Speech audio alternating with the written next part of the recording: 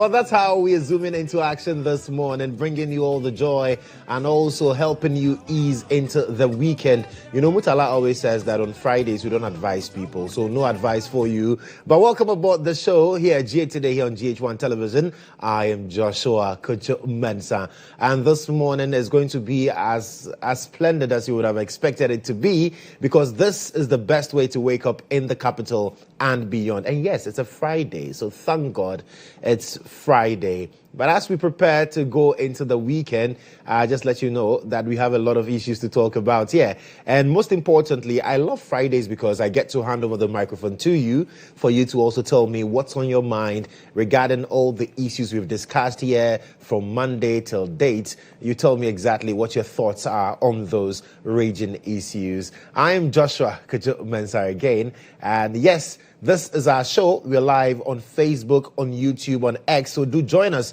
with your thoughts, your comments, your views, and also contributions. But let's zoom in to the quote of the day.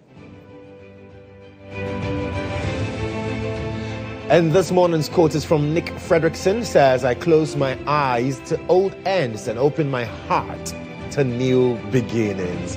I close my eyes to old ends and open my heart to new beginnings. So yes, the day has started beautifully here, and it's time for you to let go of the past, let go of the things that weigh you down, and open your heart to new possibilities. Because listen, the possibilities out there are endless. You just have to avert your hearts to it, and then forget about the things that really give you all the stress. If it is your director, forget about him. Let him not give you stress this morning. Remember that your destiny is in your own hands. So when you close your eyes to those things that weigh you down, open your heart to the new possibilities. That's Nick Frederickson with the quote of the day. Now, what we always do on Fridays is that we give you a recap of all the words we've learned in the course of the week. So this is like proper revision. Let's check out a recap of the word of the day. Here is a recap of the words we brought you this week. On Monday, we brought you commute. On Tuesday, we brought you preen. On Wednesday, we brought you teetotaler. And on Thursday, we brought you corny.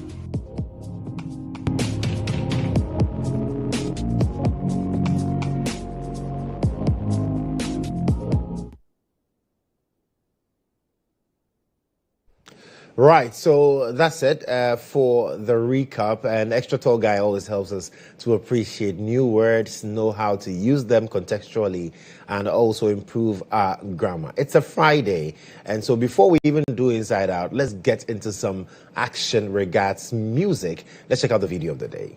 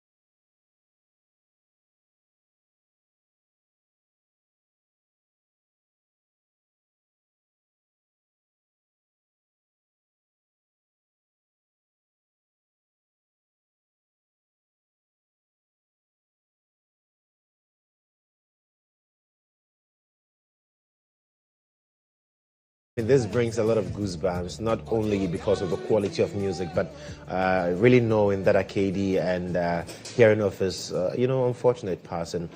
It's really sad to know that Cedi is no longer with us, but I mean, his music lives on, and we take a lot of solace in that fact that his music will definitely live on. And so, yes, Cedi bringing us the video of the day, appreciating love, appreciating all the beauty that life has got to offer us. But let's zoom now into what's on your mind or inside out for today.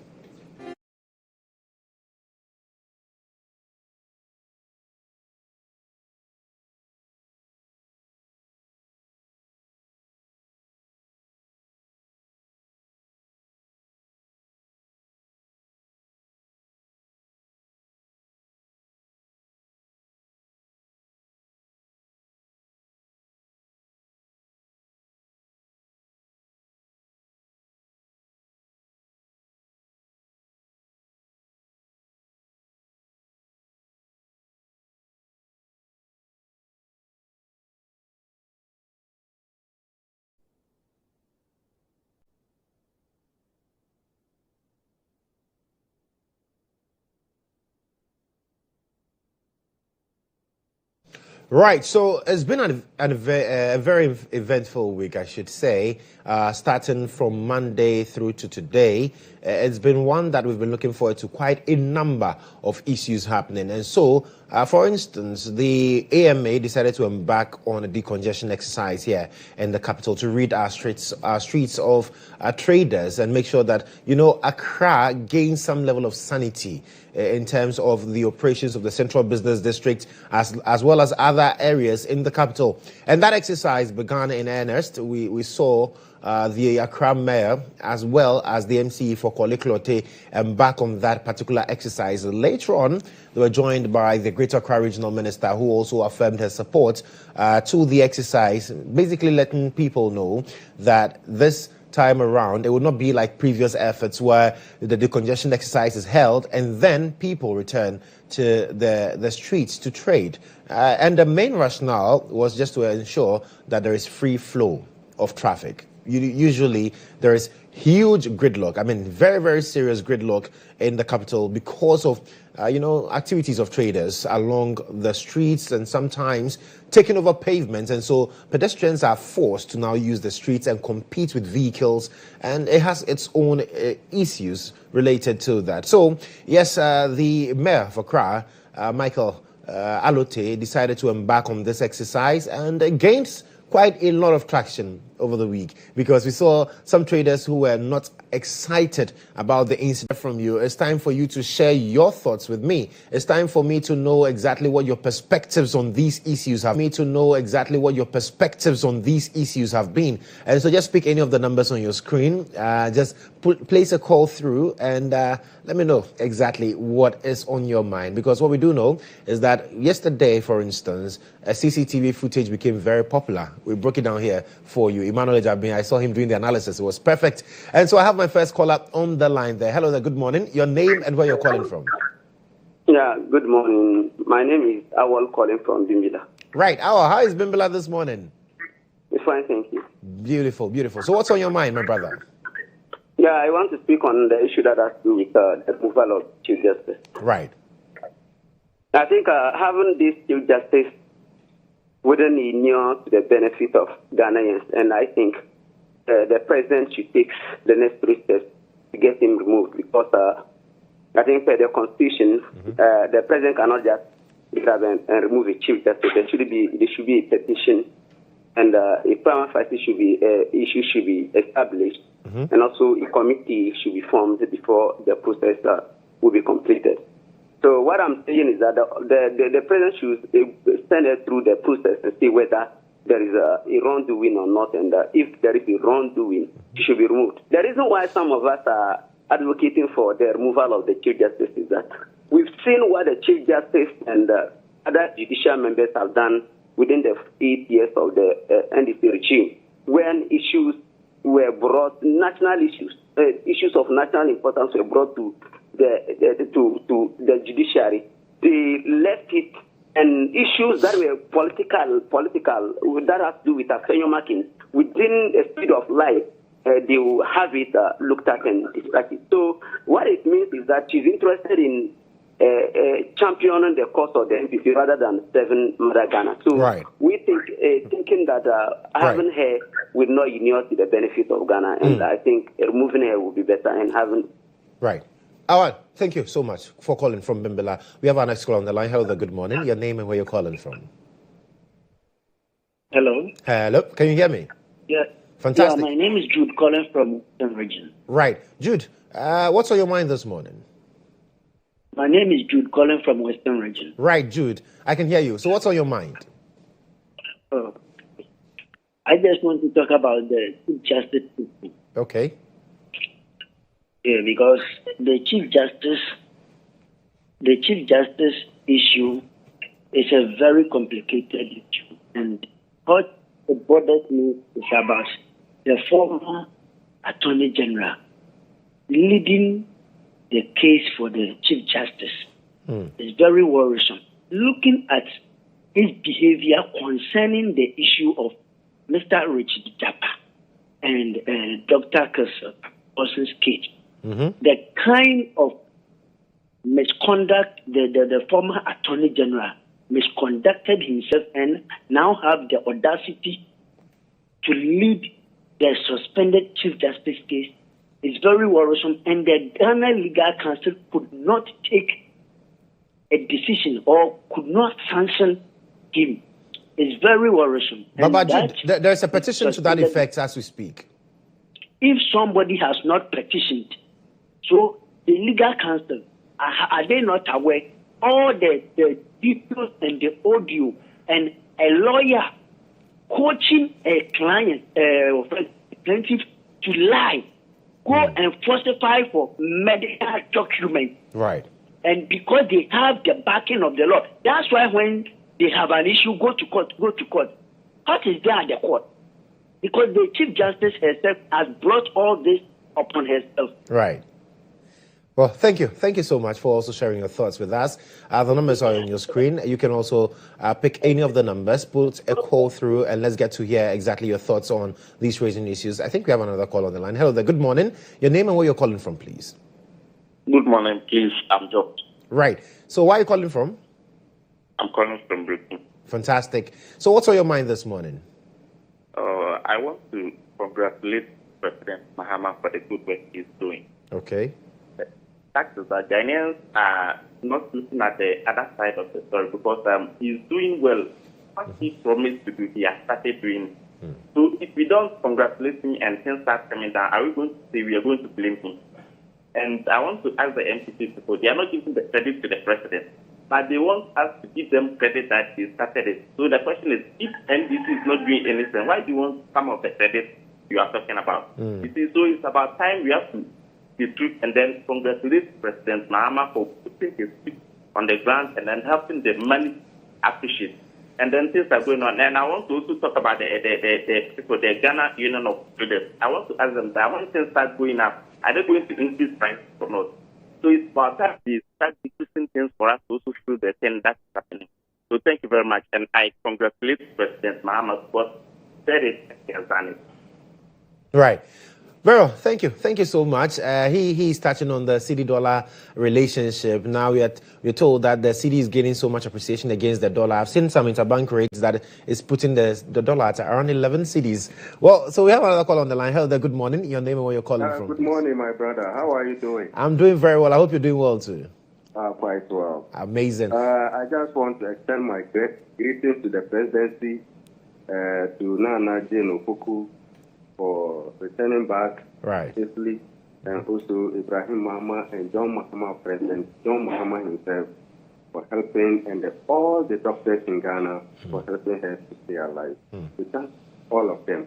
And also to contribute to the Decongestion issue. Right.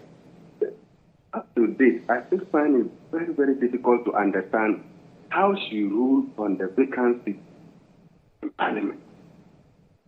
She said those people should be represented, whilst the Constitution was against them being in Parliament.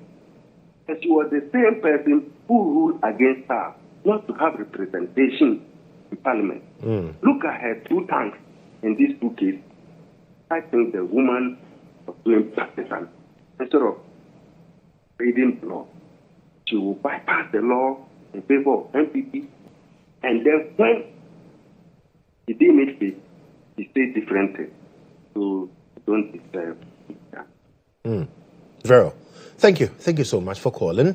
I think I do have time for one more caller, and then we can wrap up this segment. Hello there. Good morning. Your name and where you're calling from. Good morning. My name is Alhassan, and it's not original. Right. Alhaj, what's on your mind this morning? Yeah, just to have this morning. Let's send President GHOne Mahama and his Vice President of the National Party, First National Vice Chairman, and First Vice Chairman, First Speaker. Is he going to happen? What is happening in Johnson? I think some of us can asking questions about getting to justice. When you say the law is the law, is that know what you say? Is that know what you say? Right. Or is that the so if you say law is the let the law is you.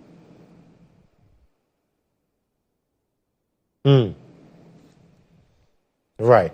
Well, so Alhaji says the law is the law, so allow the law to take its course. Alhaji, thank you so much for calling, and to all the amazing callers, we thank you so much.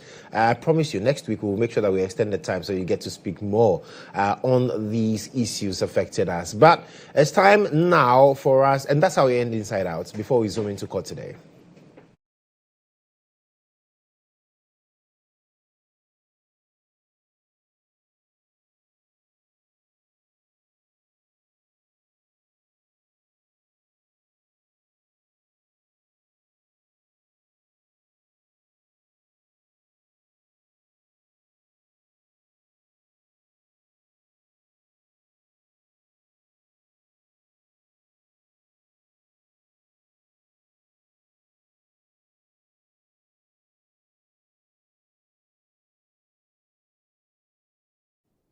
Right, so once you hear that, you know that the man who has not been to law school but knows everything about law has joined me in studio. It's a Friday. Mutala Inusa has joined me. Mutala.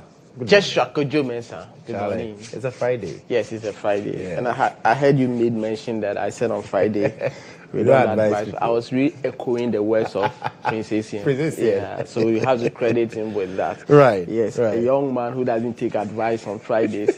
Very interesting there. Kwame is here. Good morning to you. But I mean, it's been very eventful. I mean, this week has been so much back-to-back action for you in the courts. And I know that yesterday we saw so much happen also because CJ, yes, she appeared before the committee, but then the matter has turned into something else. It has moved from, like what's the name? Like a butterfly. It's just metamorphosed beautifully. Now we are talking about CCTV videos. I tell you what, it's just like pouring water on a cemented floor. You see how it spreads. It's very, very fast and all of that. So in the last couple of weeks, it's all about the judiciary and matters within the judiciary, especially with respect to the head of the judiciary, Justice Darko, following her suspension. We've seen a lot of actions. We've seen a lot of development. And yesterday, we discussed actions dismissed by the Supreme Court. Then there is a petition also seeking the dissolution of the committee hearing the petitions. Right. And so on your screens now is one of the petitions that has become very topical and very controversial in the manner in which it is. So this is a petition supposedly, I'm saying, choosing my words very carefully because there's a standard procedure that when you petition any office or state institutions and it is received, we should see a stamp of that institution showing receipt of that particular petition. But all we can see is some writings that shows that Jubilee House, 19th of May, 2025, Then it gives the dates that it was supposedly received on the 16th of 4:13 p.m. So let me give you the title of the petition here. It says that petition for the dissolution of committee formed under Article 1466 of the 1992 Constitution to inquire into petitions against the Chief Justice. And so that was the heading. So you notice that it started with RE, meaning it's a response. So what does the petition say? The petition gave a background to what is happening now, and then stated the members of the committee. Director, let's move. And stated the members of the committee hearing that particular petition.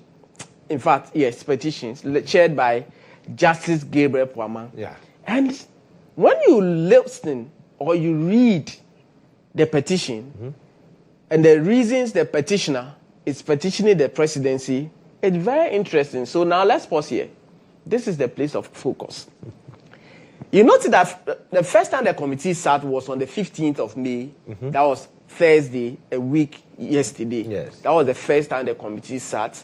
And when the committee sat, the Lady Chief Justice, who's currently suspended, did not appear. Her lawyers appeared, and the committee was not happy with that. And subsequently, a subpoena was issued. And let me also put on record that it is an in-camera hearing. Yes. So whatever we share with you are based on information that we have picked. Now, after that day, the petitioner is saying that in the evening of the 15th of May, that same Thursday. That same Thursday. So the evening of the Thursday, the first day that the committee had its maiden sitting, the petitioner made this reference that in the evening of May 15, 2025, between the hours of 7:30 and 8:30 p.m., that one, there's no official work happening within the judiciary, so the court had closed. Justice Gabriel Pwamang, pay attention to the names that have been mentioned in this petition. Justice Gabriel Pwamang and Justice Samuel Adibu Esiedu, together with Justice GHOne Kolendi of the Supreme Court of Ghana, were seen having dinner with the counsel for one of the petitioners before the committee, and makes the name as Tadio Sori, at a restaurant in Accra Airport Residential. And said the strange meeting of the four persons who are keenly interested and having played and indeed continue to play critical roles initiated in the processes for the removal of the Chief Justice excite the curiosity of some persons in the restaurant. Indeed, they were overheard discussing matters relating to the petition. And let me add this paragraph. Respectfully, the record of the presence of the four justices, Pwamang, GHOne Kolendi, Samuel Esiedu, and lawyer Tadio Sori at the restaurant, and the meeting they had can easily be verified and confirmed. So, in all of things, the petitioner is making the point that if you look at the committee, there are two justices of the Supreme Court, and the chair is Justice Pwamang. So these members who are of focus and belong to this committee had a meeting together with another judge, and then Tadio Sori, who is lawyer for one of the petitioners, and makes the point that the video can confirm to that. So effort has been made to get copy of the video. I'm asked to put it that way. So director, let's check the video that is in circulation that we've had of procured and we want to share with you. Great. So from this view, director, can you pause for me? So from this view, you can see three men walk in, one in a plain cloth and two in suits. Great. So the one in plain cloth is Justice Henry Anthony Kofi, currently the president of the Association of Magistrates and Judges of Ghana. His birth date is May 14, 2025. That was when he celebrated his 64th birthday, Thursday. And then the committee sat on... So that was Wednesday? That was the day... And then the committee sat on Thursday, 15th. Absolutely. So the birthday was on Wednesday, last week Wednesday, not just this week, the following week. So those are the three. And then the tallest among them is Justice Emmanuel Yoni Kulendi. He is in the middle. Then the one on this side is Justice Samuel Adibu Esiedu. Director, let's move on. So they walked in. So as they are moving, we see 3 people moving. Great. So at this particular point in time, Director, let's pause again. We can see them clearly finding their way into where their seat is or their table is. On the front here is Justice Henry Anthony Kofi. So, Director, let's move. Following closely is Justice Samuel Esiedu. Let's pause here again. That's Justice Samuel Esiedu here. And then Justice Emmanuel Yone Kolendi also in this particular. So, already, Justice Henry Anthony Kofi has taken the lead. And where he was passing, we could see some 2 men seated. Right? With shiny heads. With shiny heads. I don't know why. I don't want to go there. So, we see 2 men seated. And Justice Henry Anthony Kofi just walked. And because he's not in suit, sometimes it's very difficult to identify. A lot of people I know at this particular point they will not even notice. They don't have public life. So sometimes you'll be surprised when you see them around. So let's move. Let's move and let me show you something. So let's pause again. So at this particular point in time, Emmanuel Yone Kolendi followed the route of Justice Henry Anthony Kofi. Then Justice Samuel Esiedu also take the other side. Okay, let's progress. Then, okay, let's pause again. Then we realize that Kodjo, who noticed the presence of Emmanuel Yone Kolendi before his appointment to the Supreme Court, has never been a judge. He was a private legal practitioner. Right. So he was just picked straight to the Supreme Court. Now, had a chit-chat, shook hands, then realizes that Thaddeus Sori was seated there, and then acknowledged him, stood up, exchanged hands, and then there was a hug again. And then they had some brief conversation. There was some brief interaction between the 3 of them. Then he moved straight to where the others were. Then his attention was drawn to the fact that there are some other more judges or justices who were there. And as practice, between the bar and then the bench, anytime they meet each other, you see that bow. So Thaddeus Sori has a handshake with Justice Esiedu, took a bow, then comes back again to have a handshake with Justice Henry Anthony Kofi. Then we realized that as he turns, he realized that Justice Yone Kolendi was having a conversation with a group. He turns again, acknowledged that there was some kind of brief joke shared there, and then there was that smile. Then Thaddeus Sori moves back to his seat with Kodjo. The petitioner is saying there's a video that shows a meeting. So now look at this. See where the justices have their seats. And where we have Thaddeus Sori and then Mr. Jani seated. So the question is that a meeting? So a meeting that was supposed to discuss the content of the petitions will last, it's less than a minute. Yes. If you call it. The interaction, yes. I think so, 59 seconds. So what relevance or what would be the importance of conversation that we have between that time? And if you want to even put things in much more perspective, where Thaddeus Sori's seat is and where the judges are, that is where, are you saying that is where they will have the interaction? Or there's another video that we are not privy to? Right. Because the petitioner also mentioned that even those around could hear them discussing. But what we have now, we could not hear them. But what is even key is that the petition made mention of the fact that Justice Gabriel Pwamang, who is the chairman of the committee, was also there. The judges that we have mentioned, we have identified in the video that was made public, there's no Justice Gabriel Scott Pwamang in there. So the people of interest here, and among the people seated there, we have not seen any of the petitioners, whether it's Kodjo, because as we speak, we don't even know the content of the petition and all of that. We have heard issues being discussed, but I'm not sure we have heard the name of Mr. Johnny in there.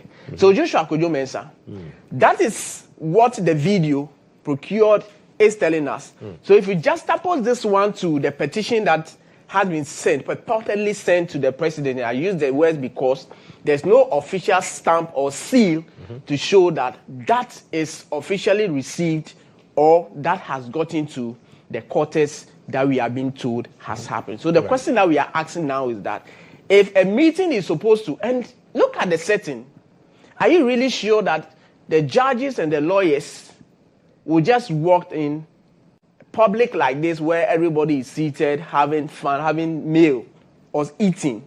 They won't know that these are judges who have a case of this sensitivity will come out in a public like this and have that conversation. But it is for you to judge. We are only sharing with you what the video is telling us, just opposing that one with the petition that has been sent. And so that is it for this whole controversial case. That I know Thaddeus has also been reacting to the petitioner. Yes. Yeah. Thaddeus has a brief reaction. And director, let's see the post from Absolutely. So this one, May 20 at 5:34, when the conversation started to gather momentum. Then he makes the point that, and this is his Facebook page, it is a monstrous lie. No such meeting took place. It is very easy to fact check that. We know those who get justice through negotiation. But he makes the point that there was no such meeting took place. Right. But we saw Thaddeus, we saw the presence of Justice Emmanuel Kolendi. We also saw the presence of Justice Henry Anthony Kofi and Justice Samuel Esiedu. So is that not a meeting? I mean, the petitioner talked about Gabriel Scott Pwamang. And once Scott Pwamang was not in the meeting, then, so according to him, no such meeting took place. And that's it. So it's mere coincidence that you went to a public place and then you meet somebody unexpectedly. And by practice, any member of the bar who meets any member from the bench, you show that recognition, show that respect. You cannot ignore. Absolutely, you cannot ignore. Absolutely, and absolutely. Per their standard, it's only fair that once they meet in public like that, they'll have exchange that pleasantries. Okay. And that is what the video is telling. What it is not clear is that the video is not giving us the audio. So we don't see that. For us to understand. We'll leave that to the public to make their own inference, and then we'll see how it also very interesting one indeed. So that is it in relation to this very matter, in all of that. Beautiful. Yesterday, the Lady Chief Justice appeared before the committee. Yes, again, it's in camera, but this is the information we are picking. Absolutely. That she made an appearance. Yes. So on the 15th of May, the first time that the committee had a meeting, the Lady Chief Justice was represented by her lawyers, led by Kwabena Edukusi. And in fact, my understanding or the information that we gather was to the effect that the committee was not happy because once it is having its maiden sitting, the subject ought to be present. The subject here is the Lady Chief Justice. It's suspended, of course. So once that did not happen, the committee expressed its concern and made sure that the lawyers would do the needful and ensure that at the next sitting, she is present. Right. That day, modalities for the hearing also took place in all of that. Then, in the course of the week, we understand that because the committee members or the committee is not happy with the fact that the Lady Chief Justice was not present, a subpoena was issued to ensure that she makes herself available for the second sitting.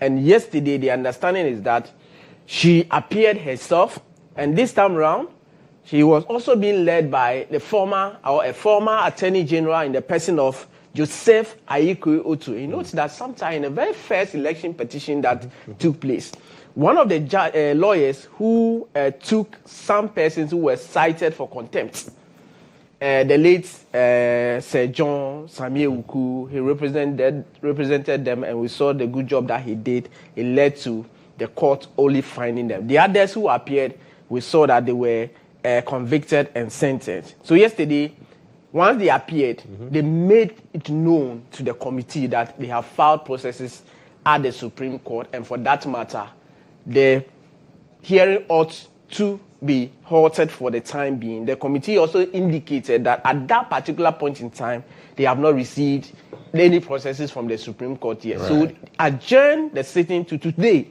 But my understanding is that officially, the committee has received the processes filed by the Lady Chief Justice at the Supreme Court. And hopefully today, matters will be decided as to whether to proceed or hold on until the Apex Court is done with that. And the last one is Cedi Ladapa. Yes. So the trial is ongoing. The cross-examination by the accused person. In fact, yesterday, lawyers of Patience Butri, the 18-year-old housemaid, was the one subjecting her to cross-examination. And he notes that they have applied to the court and documents or interrogations that the OSP took from her and the husband was brought to the court. Yesterday, her lawyers wanted to tender that in evidence. Prosecution objected to that on the basis of relevance, but Justice Marie Louise Simmons has fixed Monday, May 26, to make a determination whether to admit that particular document that the OSP took from Madame Cedi Ladapa, which has become a subject matter in the trial of the maid, will be known. So this is what we have for you by way of court today. Mutala, thank you so much for giving us all the updates, and do have a lovely weekend. I wish you the same, brother. Yes. So right after that, we zoom into the world of sports. Jones ADZI will be joining me shortly with Sports Charts.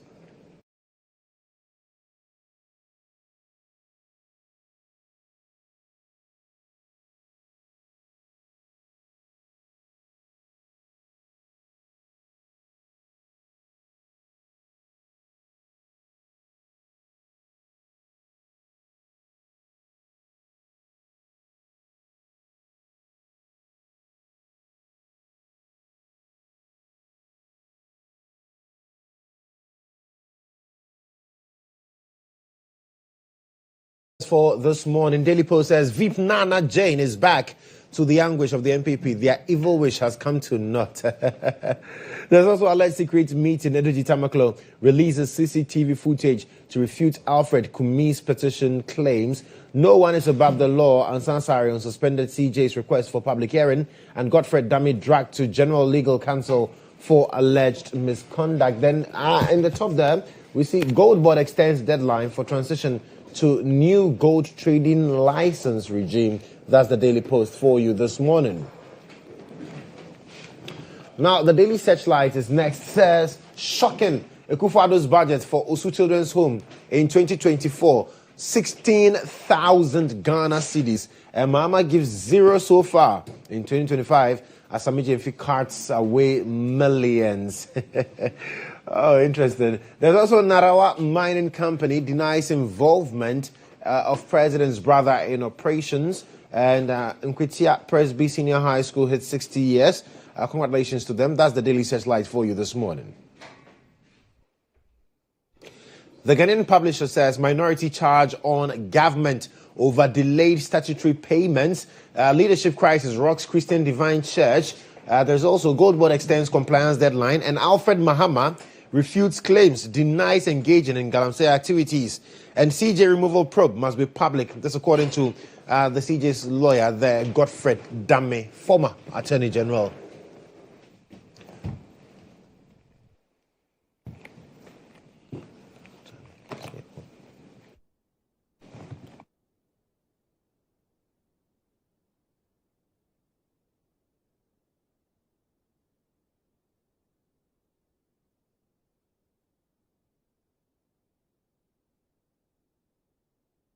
All right, so those are the papers for this morning. Be sure to grab a copy at any newsstand to get the details of those. But this is still GH Today here on GHOne Television. After the break, we'll sit down and get into the breakfast review segments.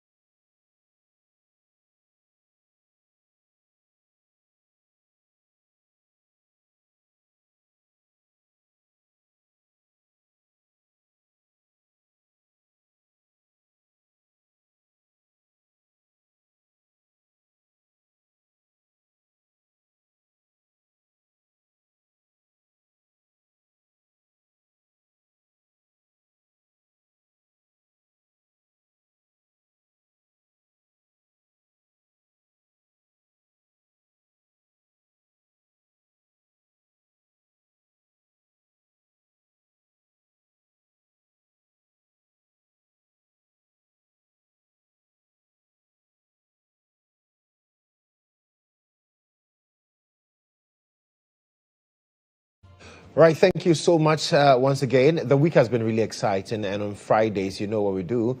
I'll bring my senior colleagues here. We sit down and have discussions on all the issues that gain prominence over the week. And this morning I have here Elvis Darko, managing editor of the News Center newspaper. Also, Awudu Mahama, managing editor of the Custodian newspaper. And my own boss, Ibrahim Alhassan, head of the political desk here at EIB. Gentlemen, welcome. Thank you. I hope you've all had good weeks, Ivy. Yeah, it's been eventful, right? Hasn't it?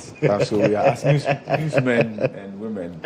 An eventful week means stress, so it's okay. Right. Awudu? Yeah. Very eventful week. Yeah. And the Vice President is back. Yes, we thank God. We thank God she's back. She came in a private jet. That's okay. Yes. That's okay. What is important is her health. And we thank God for her. And she looks well.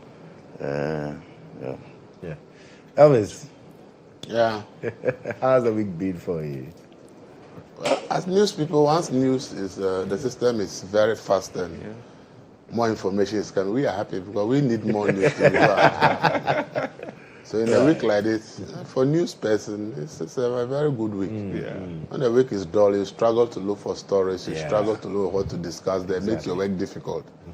But when people bring the information so easily, it makes your work. And this week we've had a lot of that. I mean, talking about the Chief Justice and then her issues, one petition to the other. At a point, I'm sure the Supreme Court justices were like, they. Because they had to just, for one decision, let's go 2 of 2. Then that same day, we are told that the Chief Justice herself now joins the fray. I mean, what do you make of all that has happened with her? Yesterday also, she appeared before the committee, we are told.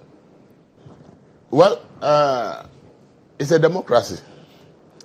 And democracy meant that we have agreed that we'll be governed by specific principles and rules. And democracy is the application of the rules we have agreed upon, not the other way around. So in a democracy, when the law is being tested, especially in our case as Ghana, that runs a hybrid constitution. I call it a confused constitution.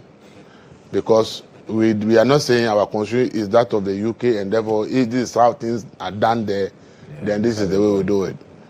Or we are not saying our constitution is like the US, so if these how things are done there, we said we want to merge other things and create something for ourselves. Which then opens up the constitution for a lot of challenges. And for me, the democracy becomes better when more people, in our case, go to the Supreme Court so that we can have pronouncements that becomes law. I have a problem when we are dealing with precedents because people have their own interpretation of how they want to apply precedent. But when the law is clear that A is red, it's red. But when precedent says A is red, somebody can say, I see some yellow in the A somewhere. And it opens the space for workers. So for me, what has happened this week, I think is good. And I support every challenge that anybody has sent to the Supreme Court over what is happening. At the end of the day, whichever pronouncements that are coming from the Supreme Court, they bring clarity on the implementation of Constitution. And in the future, when subsequent issues come up, the first reference point will be pronouncements that the Supreme Court has made on this issue. And I always cite when President Mensah came to power, he decided to dissolve the Bank of Ghana board. At that time, lawyer Sam Okujet, who was on the board, said no. By his reading of the Act of the Bank of Ghana, no president has the power to come and dissolve the board when the term has not ended for the board. He went to the Supreme Court. He came under a lot of attacks why he's challenging the authority of the president. At the end of the day, the Supreme Court decided that the president goofed. He had no power to dissolve a Bank of Ghana board. It is settled.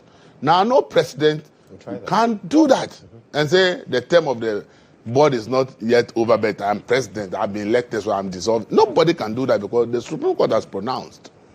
See, on the issue of demo level, 2 days of bet, back and forth. Presidents go on leave. Then somebody took the case to court. Okay? And the same president the Supreme Court pronounced that the president had no power per the act that set up the audit service. No president has power to direct an auditor general to go on leave. It became the law. But as an auditor general has already been suspended before by a sitting president. But because nobody took it to court, it remained like that. And I'm very sure that the issues of Dome level, the president would have, if they have been done in the past, then why? I can also do it. And I remember very well when the issues were hot up there, one of the defense was that a former president had been able to ask a previous auditor general to go on leave. So why is it that people are now saying that that can't happen? That was precedent, not law. Today, the law has spoken. So for me, the Chief Justice and any other person going to the Supreme Court to challenge anything, we should all encourage it. Because when but some have also argued that, well, we cannot have a situation where everybody goes to the Supreme Court for all the issues, especially when they are similar to... That is the constitutions we have. That's what we have in the constitution now. Until we change it, we should stop complaining. You see, we've set up the rules for ourselves. Right. If we think that the way our constitution is structured, the opportunity to go to the Supreme Court is too open, and we want to bring certain safeguards, we are having a Constitutional Review Commission's work ongoing. Let's capture it there, and let's probably say, okay, on issues A, B, C, D, this can be done. There are several propositions on that. There are lawyers who have come up to say, look, in other countries, interpretations don't go straight to the Supreme Court. It starts from maybe the High Court, goes to an appeals court before it gets to the Supreme Court.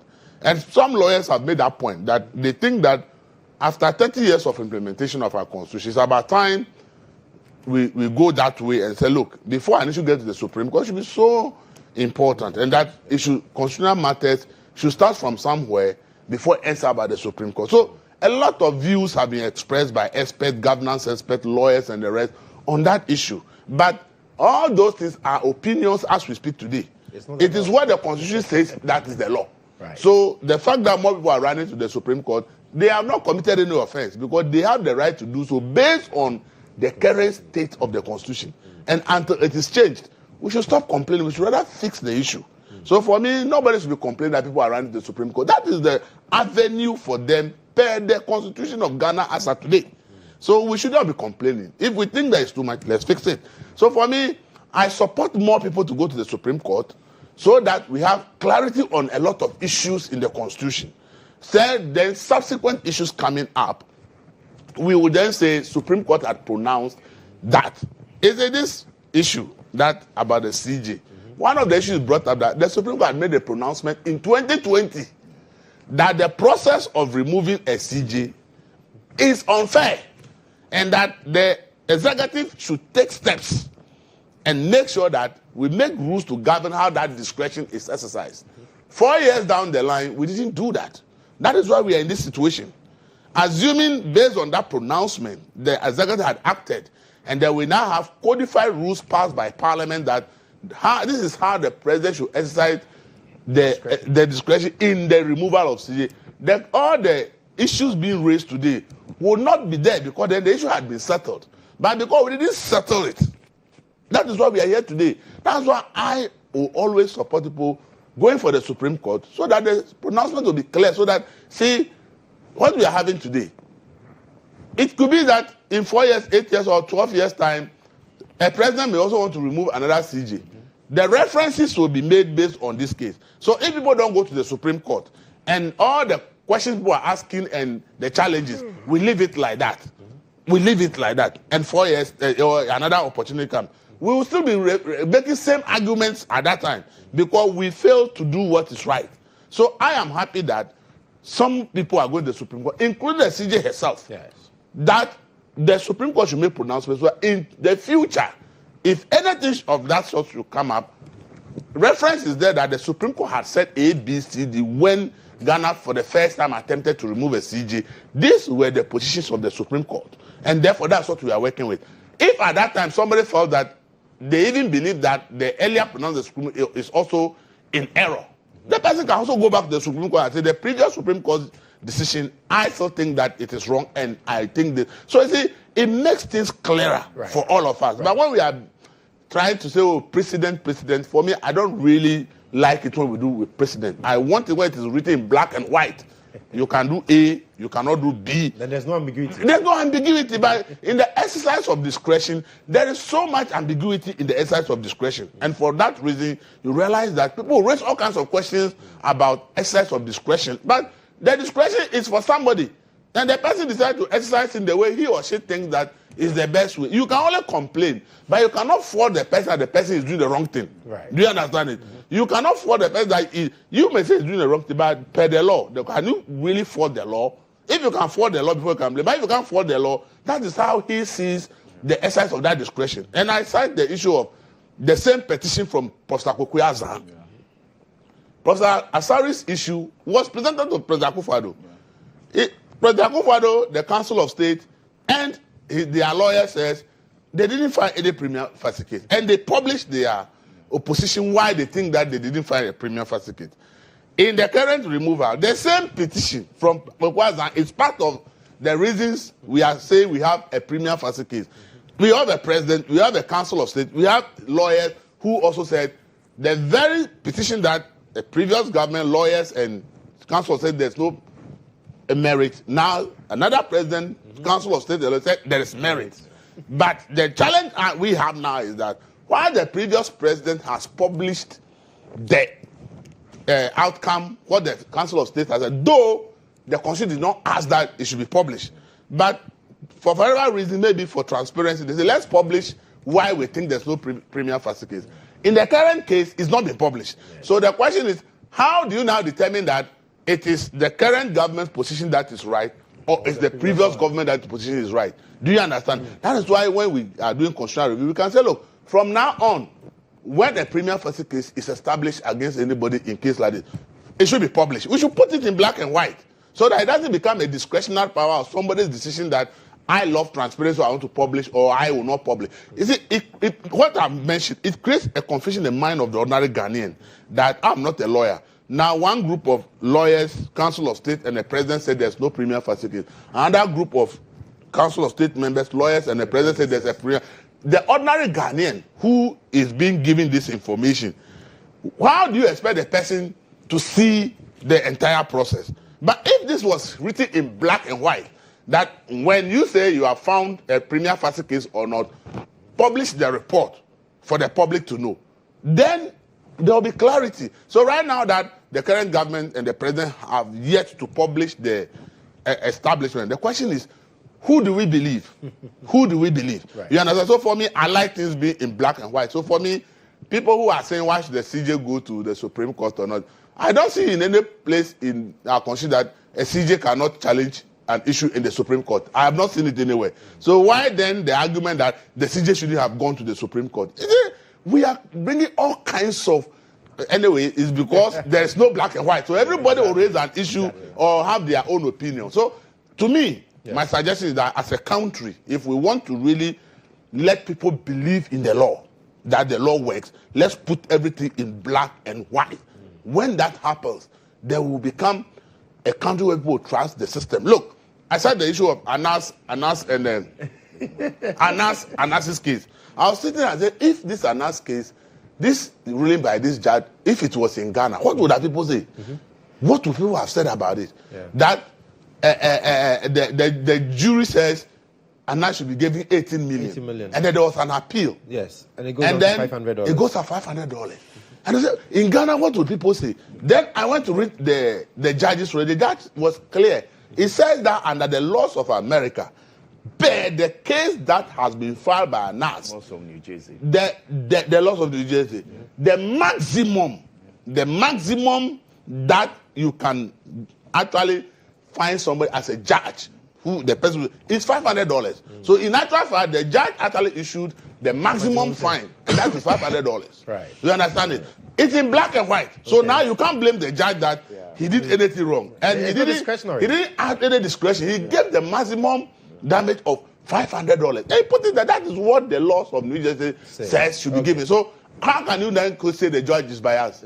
You can't. But if that had not been written in black and white, the question would be, why is that the jury gave 80 million and the judge is now giving $500? People will come with all kinds of accusations, suspicions, and allusions. That is why I like this being written in black and white. Okay, Awudu, is it black and white enough for you in terms of what is happening with the CJ and the Supreme Court? Not at all. Let me say good morning to viewers. It's not black and white. There are a lot of things that are shrouded in mystery and secrecy. So much gray. So much gray areas. And last time, you see, he was talking about discretionary use of discretionary power. I think the last time I mentioned Article 296, where it said that if the person taking that discretionary decision is not a lawyer, a judge or a lawyer, then there must be a constitutional instrument, it's a regulation, CI, that will regulate the use of that discretionary power. And as Elvis said, that has been given. We're supposed to do it, all these years. We've not done it. There's no such thing. Therefore, the president says that per Article 146 and other provisions, sub-clauses, then the president has a discretionary power to suspend the CJ. And I was saying that, look, this discretionary power is arbitrary, particularly when, as we said, and our understanding is that even the CJ herself doesn't know the issues that were used to establish the prima facie case. And I think that is one of the reasons why she's in court, demanding for that. Because if you are accusing me of a crime, I should know why, the reasons for which I am being accused of that crime. Now, you say you have determined a prima facie case, and yes, the ingredients or the issues that you use in determining this thing, even the accused, or in this case, the suspect, let me use advisedly, doesn't know the issues. And I think that it is not good enough. This is not transparency. This is not it's not rule of law. My colleague was talking of rule of law and all that. I think it is not. Because the Constitution talks about fairness and all that. You must be fair to everybody, be candid and all that. But I think that what is going on so far, it is not. I see that some people are not on the side of humanity. They are on the wrong side of humanity. That's how I'm seeing it. And so it is good that the CJ herself has gone to the Supreme Court, demanding certain things and also challenging certain issues. For instance, she's even looking at the constitution of the people who are the committee, membership of the committee. Yes.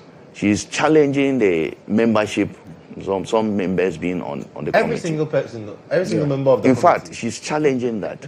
And the Supreme Court will have to determine that. Because each one of them, there's a reason why she's challenging. Each one of them. And it is important that the Supreme Court will have to look at these issues clearly. Because he was talking about precedent. When they decide, that becomes law. If they give their rulings or judgment, that becomes law. And that will become something that will all look up to, will be used for future cases. So the Supreme Court judges will have to be careful in what they do in this matter, because we've never had this instance before. Yeah. The first time we had it, the removal, this arbitrary removal, was done by Nkrumah many years ago. And that created its own problems. You know what happened thereafter? And when you are dealing with an institution, third arm of government, that even when there's a military rule, military governance, that institution lives. You should be very careful, because when you tamper with that institution, I say it's a sacred institution because of what it does for the unity of this country. That's the place of last resort for every ordinary Ghanaian. So if things there are not done well, we are in trouble. And I'm saying that, look, so what the issues she has brought against each one of the members of the committee, we have to examine them. For instance, you are looking at the chairman of the committee, Gabriel Scott Pwamang. He was part of the panel that decided on Mr. Ofori's, what's the name? Is it Daniel Ofori? Daniel Ofori's case. He was part of the panel that decided on the case. And he has actually, according to records, dissented in favor of Daniel Ofori in that matter. He's a person who is chairing, and Daniel Ofori is a petitioner, and he is chairing the matter. You look at the other Demolevo. You look at Demolevo. He's also an issue that he has raised about.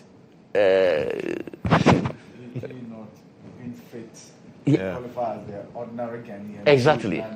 In parliament and all that. Yeah. You see? So there are issues. These things will have to be looked at very carefully. If you think that, look, these are not issues of national importance, they are just red herrings, and then you throw them away. Look, I think that we may be setting up dangerous precedents for ourselves.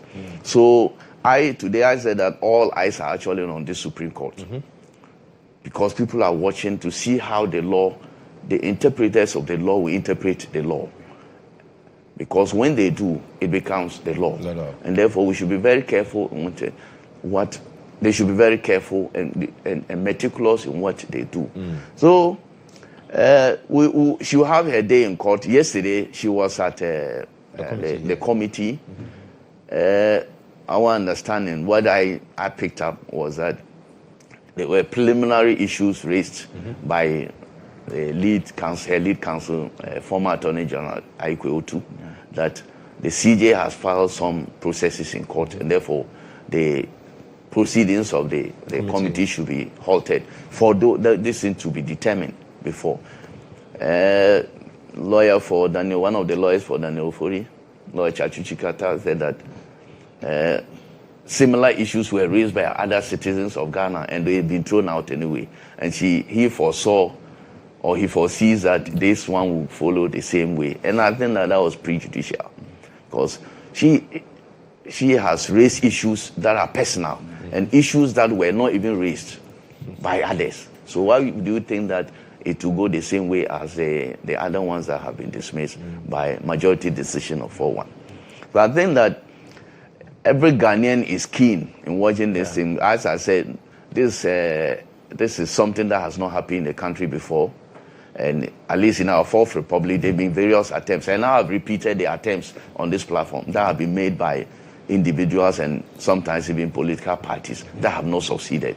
It is only this time that people want it to succeed. But it has to be succeeded on merit. It cannot be succeeded on anything like people, some ballistic views and all that.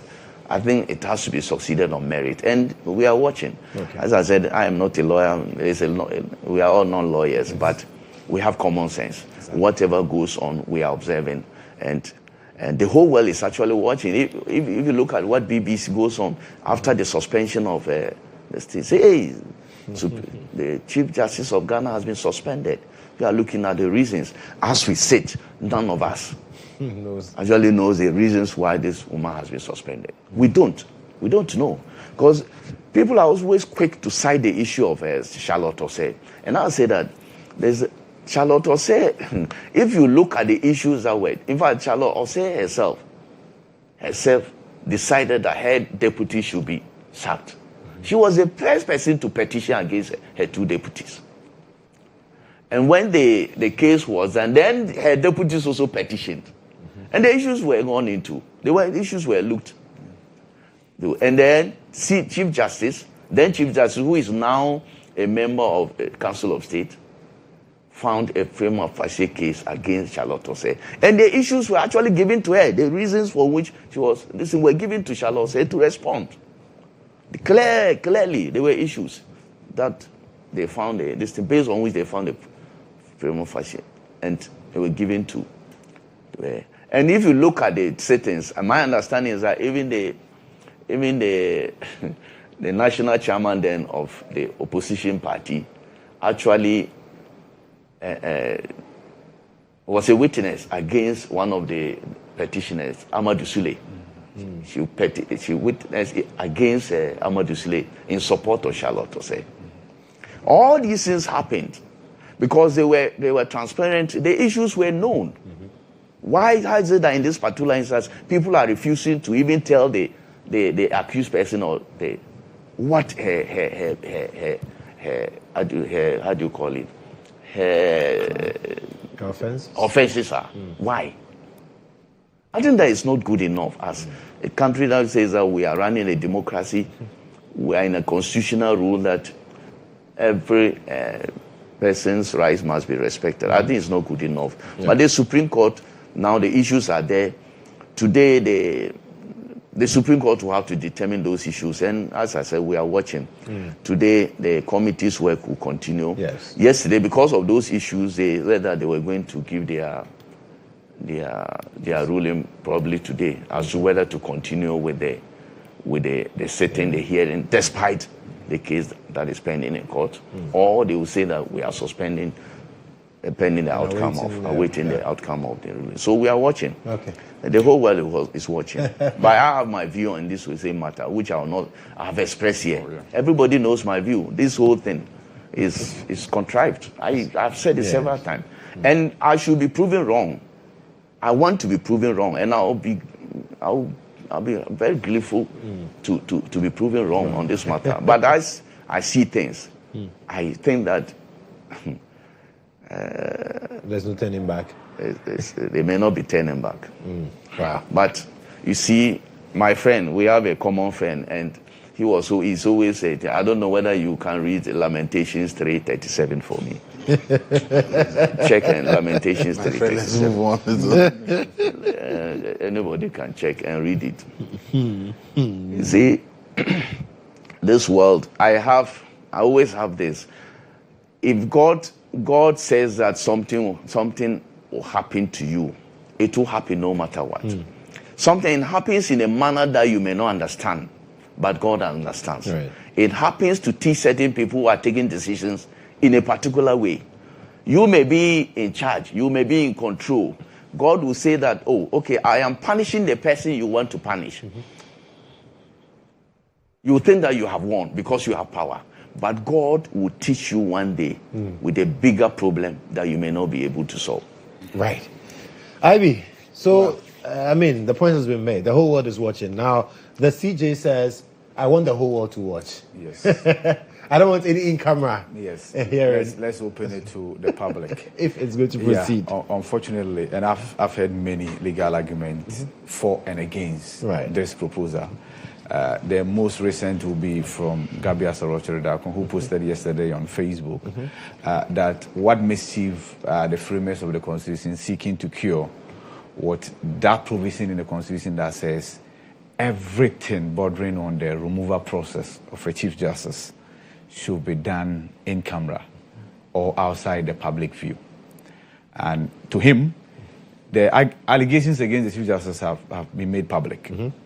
So if she's to defend herself and she decides to waive that privilege or that cover of darkness for the hearing on her own, why not?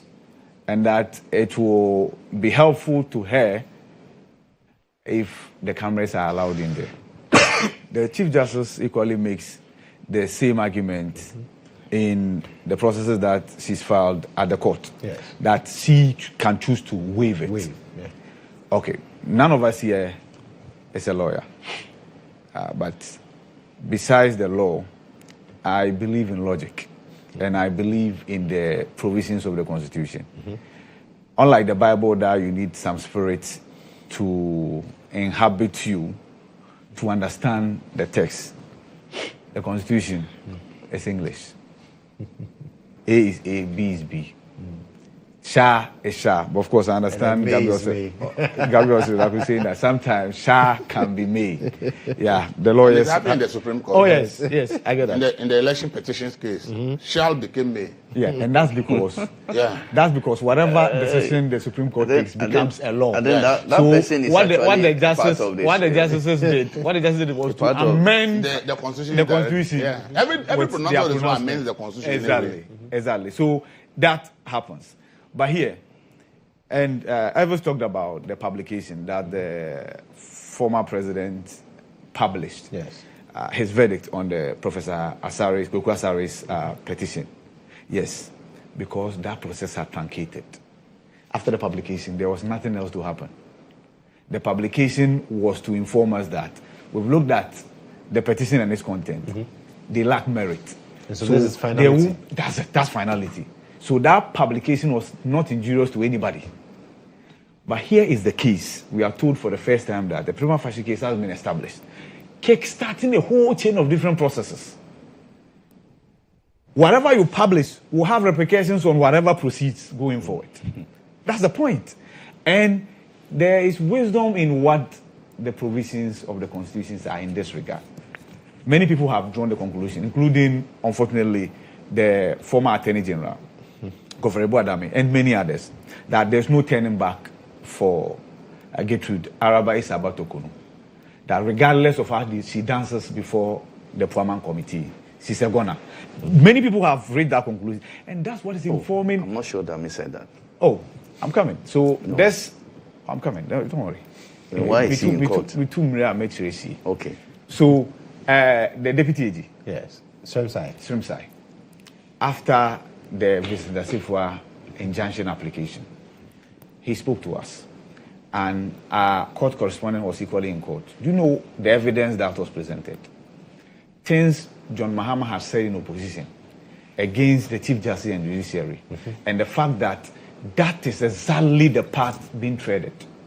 So the opposition pronouncements are now being manifested, and that the process is just to see off the Chief Justice, nothing more, nothing less.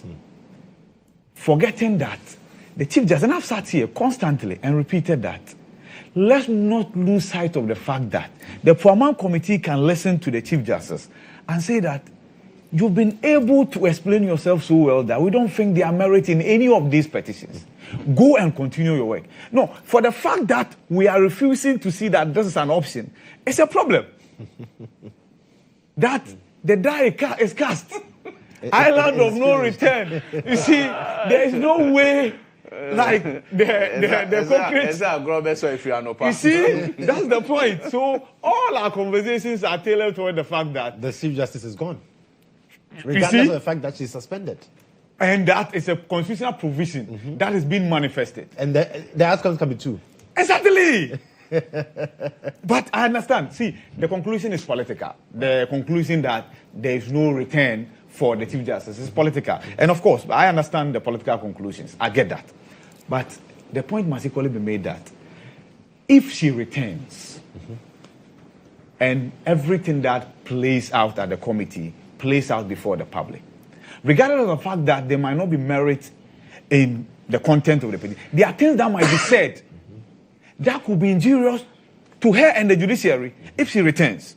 That's one. Two, the woman has made claims against the two of her colleagues on the committee. Yes. Pwamang and then Cedi. Now, this is supposed to equally feature prominently, regardless of what the Supreme Court says about this. When the Chief Justice shows up before these two, if they are still members of the committee, this will play a part as to how they relate to each other. Let's not kid ourselves. As we sit here, if we have grudge against each other, you think that in our conversations, it will manifest one way or the other. It will. So, with that said, what I found very instructive about the processes filed by the Chief Justice is the fact that she believes that her own colleagues can be biased against her. And she cites a case that Pwamang sat on. And in essence, accused Pwamang of being a possibility of being biased. But when you go to the court and then there is decision they take, we the ordinary Ghanaians, when we read meanings into those things, they tell you, no, the law is the law. The Supreme Court cannot be biased. But here you are accusing two of your own colleagues of a possible bias against you, given things that had happened in the past. Yes. So if anybody picks up a judgment from the Supreme Court, there's a judgment that I've never understood, and that's a birth certificate judgment. I always cite it. I never understood that judgment. That beginning. If Awudu and Governor Adame decide to show up and represent the Chief Justice. But I'm also mindful of the fact that it was the very first meeting as a matter of the committee. So maybe out of respect, the committee felt she should have showed up in person. Guess why she showed up yesterday? She was subpoenaed. The committee subpoenaed her after not showing up the first time, the committee then demanded that with the legal backing that it has, she makes an appearance.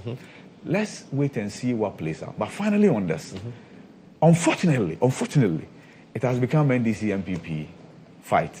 And it has been reinforced by the decision of the suspended Chief Justice to go for Godfrey Dame especially. After IQO2, there are many people who feel IQO2 is tactful. It was his tactfulness that saved Sir John from going to jail during the 2012 elections petition. Right. And so, therefore, yes, IQO2. But Godfrey Dame, because everything that politically he represents is very fresh in people's minds. He just has that power 6 months ago. So you can understand the apprehension. And many people who believe that, okay, so, and then I heard he himself say that. Yeah, the council for the petitioners. So that's it. So then we can all draw the conclusion that it's now MPP, NDC fight. And that's dangerous for the woman. Interesting. Look, it cannot be dangerous for the woman if it's based on law. Okay. You are, for instance, talking about Justice Pwamang. Yes. That the Chief Judge said that she will be biased against her. Look, common sense will tell you that it is a case that a petitioner has brought a case before you. And this is a judge who sat on that particular case. And based on law, she took a particular decision. Yeah. Unless you are telling me that that same person who has appeared, whose issues have appeared before him, will change his mind on those decisions he has originally taken. They are not going to reopen the case. They are not reopening the case. Oh. It's about conduct. No. The case is not up for determination. Conduct of who? You see, here's the problem. You see, that's the problem I have. The Chief Justice took a decision, a legal decision. Pwamang also took a legal decision by dissenting. Yes. Now you are saying that because the petitioner then, or the plaintiff then has made claims against the Chief Justice, automatically Pwamang will side with the plaintiff. Let me ask you a question. What is the conduct that the Daniel Ofori is talking about? Chief Justice's conduct that is a subject of investigation in this matter. What is the conduct? That was unfair to him. Right? Use unprintable words against him. But you see, and here's the thing. You see, are you listening to that? But that you are a party in this thing, and you appear before the highest of the court of the land.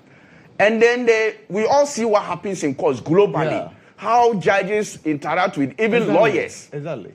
And based on that, this is a case that you are bringing before a committee to determine that he's been unfair to you, language and all that. You don't believe the committee would treat this with disdain? You don't believe that the committee... But that is even the more reason why, as Ghanaians, we should even know the issues that are before. We probably do not know whether this issue is part of the investigation. The issues that's the point. But that is why we are here where we are. If we knew, include the CJ, that these are the issues that we use in finding the prima facie case, we may not be having this discussion with the level of... shouldn't know. That's so the CJ should not know. The CJ knows. The petitions were forwarded to the CJ. Oh, no, what do you mean? The it's not the petition. Yes. No, not the petition. Not the petition. The basis for the determination of the basis. That's why she's supposed to appear before the court. No, but then she will find it. But that is not law. For me, that is not law. We are confusing the issues. We are confusing the issues. See, you can receive 10 petitions. But maybe it's only one. Only one that is used to determine the prima facie case. So if you forward the petitions to me, and I don't know which of the issues you used to determine the prima facie case, I'll be acting on all the 10 allegations, the 10 petitions. And probably that is why Chief Justice is doing what he's doing in terms of the two judges. Right. But probably if Chief Justice is made aware that, the issue of the Daniel Ofori is not even part of the reasons for the...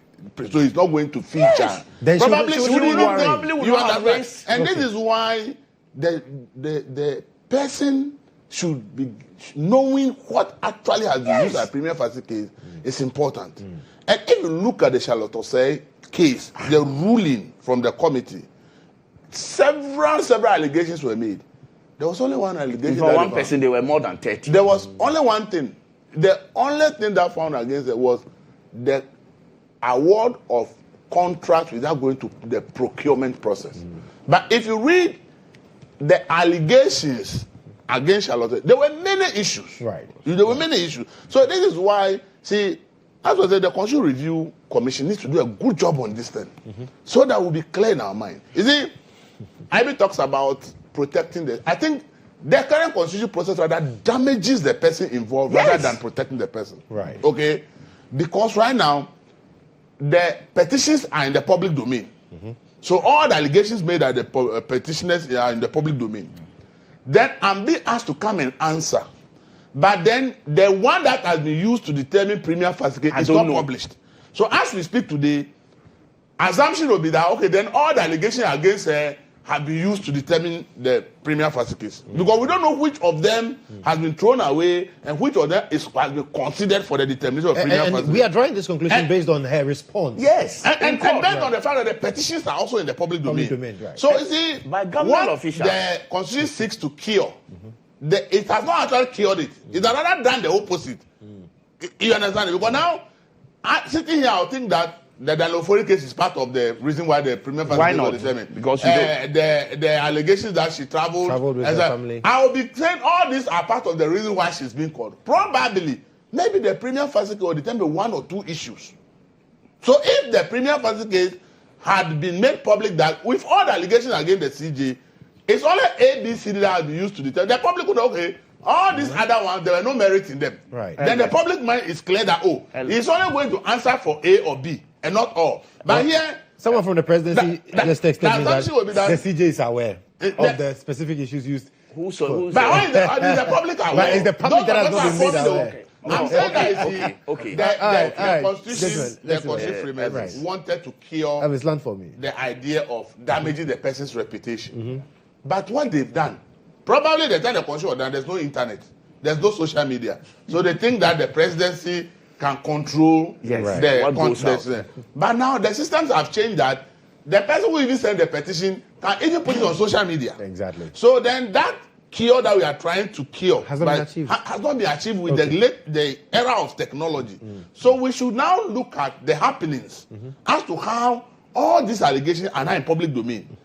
Those of us who are discussing this issue, we don't even know which of the issues have been used to determine the premium facie case against her. Right. Okay. Right. So then we will assume that every allegation is part of the reason why it's being asked questions. Okay. So for me, I think that we should look at it like the Danlofori case IB cited. You see, that the CJ is not saying that Pwamang has anything personal against her.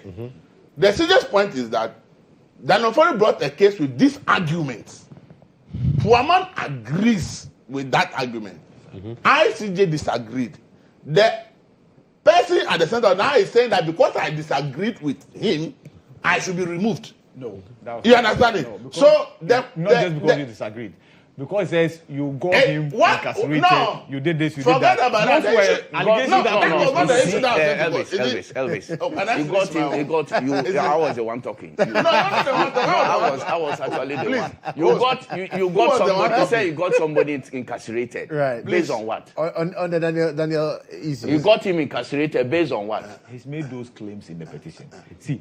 And this will be my final take on this. Yes, briefly. Because here's the thing. See, let's assume that the Chief Justice doesn't know the allegations based upon which he's been asked to go and appear before the committee. That's the prima facie. Let's assume that she doesn't know. But when she was given the 3 petitions, she responded to every single one. Yes. To the best of her ability. Yes. Now, we are saying that the public ought to know. And then you cite the Charlotte Osei incident. We've got to know the reason why Charlotte Osei was removed after the committee's work was done, right? Like you mentioned, after the committee's work was done. But this committee that we are talking about, is even yet to start, right? Yet to start. But we think that we should carry the public along. I understand that we might have to reform the constitution. And do you know what I said? No. If you ask many people Ghana today, why was Charlotte Osei removed? They may not be able to tell it's because of the procurement infractions. They may be really referring to all the unfounded allegations that were made against her. Because that was what dominated the public discussion before the hearing. Right. So that damage remains even today. Because if you ask many people today, out of all the allegations against Charlotte Osei, which particular one was used to remove her? Majority of Ghanaians can't tell you. But they can recall some of the fictitious allegations that were made against them. So the damage that we seem to control for this, why we have this provision, is actually not being achieved. That's what I'm saying. That by the time the constitution was made, at that time there was no internet. We didn't see this thing coming. Now we have seen how the process have unfolded. And that's why we need to reform it. And that is why now we have to look at the fact that what they intended to achieve, has it been achieved? I'm sitting here, I'm saying that I think that they have failed. The process has failed. So if instead of you thinking you are protected, I know that nobody can have control over information today. Rather, let's find a process that says, okay, if we find premium certificate, let's say 10 allegations made against Elvis, but out of we have found these 2 that have merit. So that is the one she's going to answer. Then the public discussion now shifts from the 10 issues to say, okay, now the Council of State said the 8 issues have no merit. These 2 are the ones that she's going to merit. So even when we are sitting here discussing, our focus will now be on the 2 issues and rather than all the issues. Okay. Let me give Awudu the final bite on this. Elvis, let me give Awudu the final bite on this. This thing about in-camera, Constitution says so. All the processes that I have taken based on Article 414, which of the processes have been in camera? All the process, even voting at the now we know how even voting the numbers. Even voting at the National Council of State, we know the numbers. So what is in camera about all this? So this thing, you see, that's why I'm saying that this law is an ass. I think the Constitution is a confused one. A confused one. At one breath, you say A. When you move to one provision, then it's a different thing altogether. Look, I am saying that there will not be anything, this Constitution, there will not be any constitutional violation, to my mind. That because he stated black and white that it shall be in camera.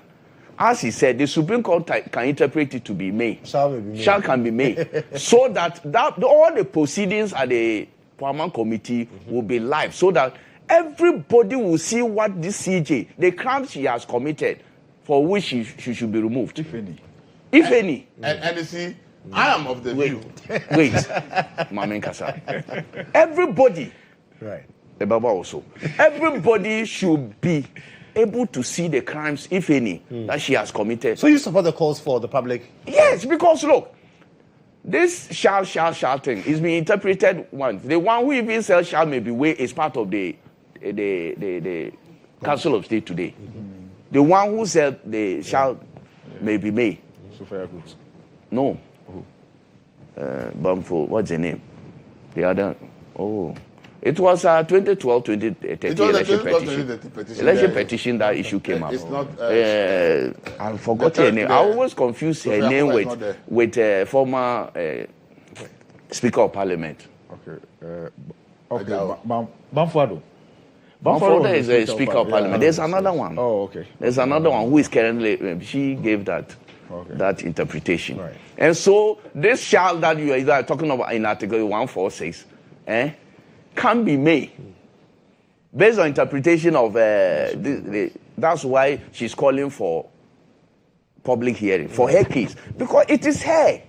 If anything, everybody should know the secrets about her. She's not bothered. She's calling for it. It's about me. I have been subjected to this. Let everybody know my crime, if any. Public, for Ghanaians to judge. If this woman is removed, you are removed based on ABCD. They said you have done this. It is clear on the face of evidence.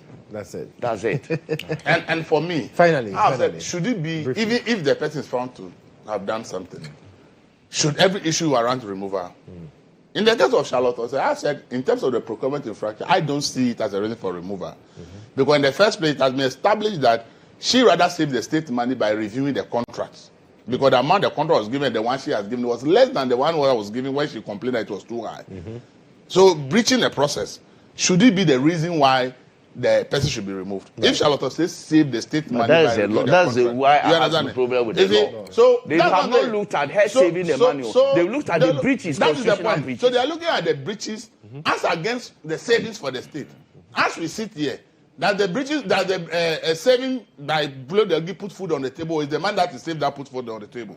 So for me, the question is, even if a CJ under this circumstance, even has done something, Is it that every single thing that the person did wrong that should be used to? That's why I see the measurement of rules to determine how this is done is important. Because if it is A, B, C, D, the person can be cautioned. It shouldn't be a grounds for removal.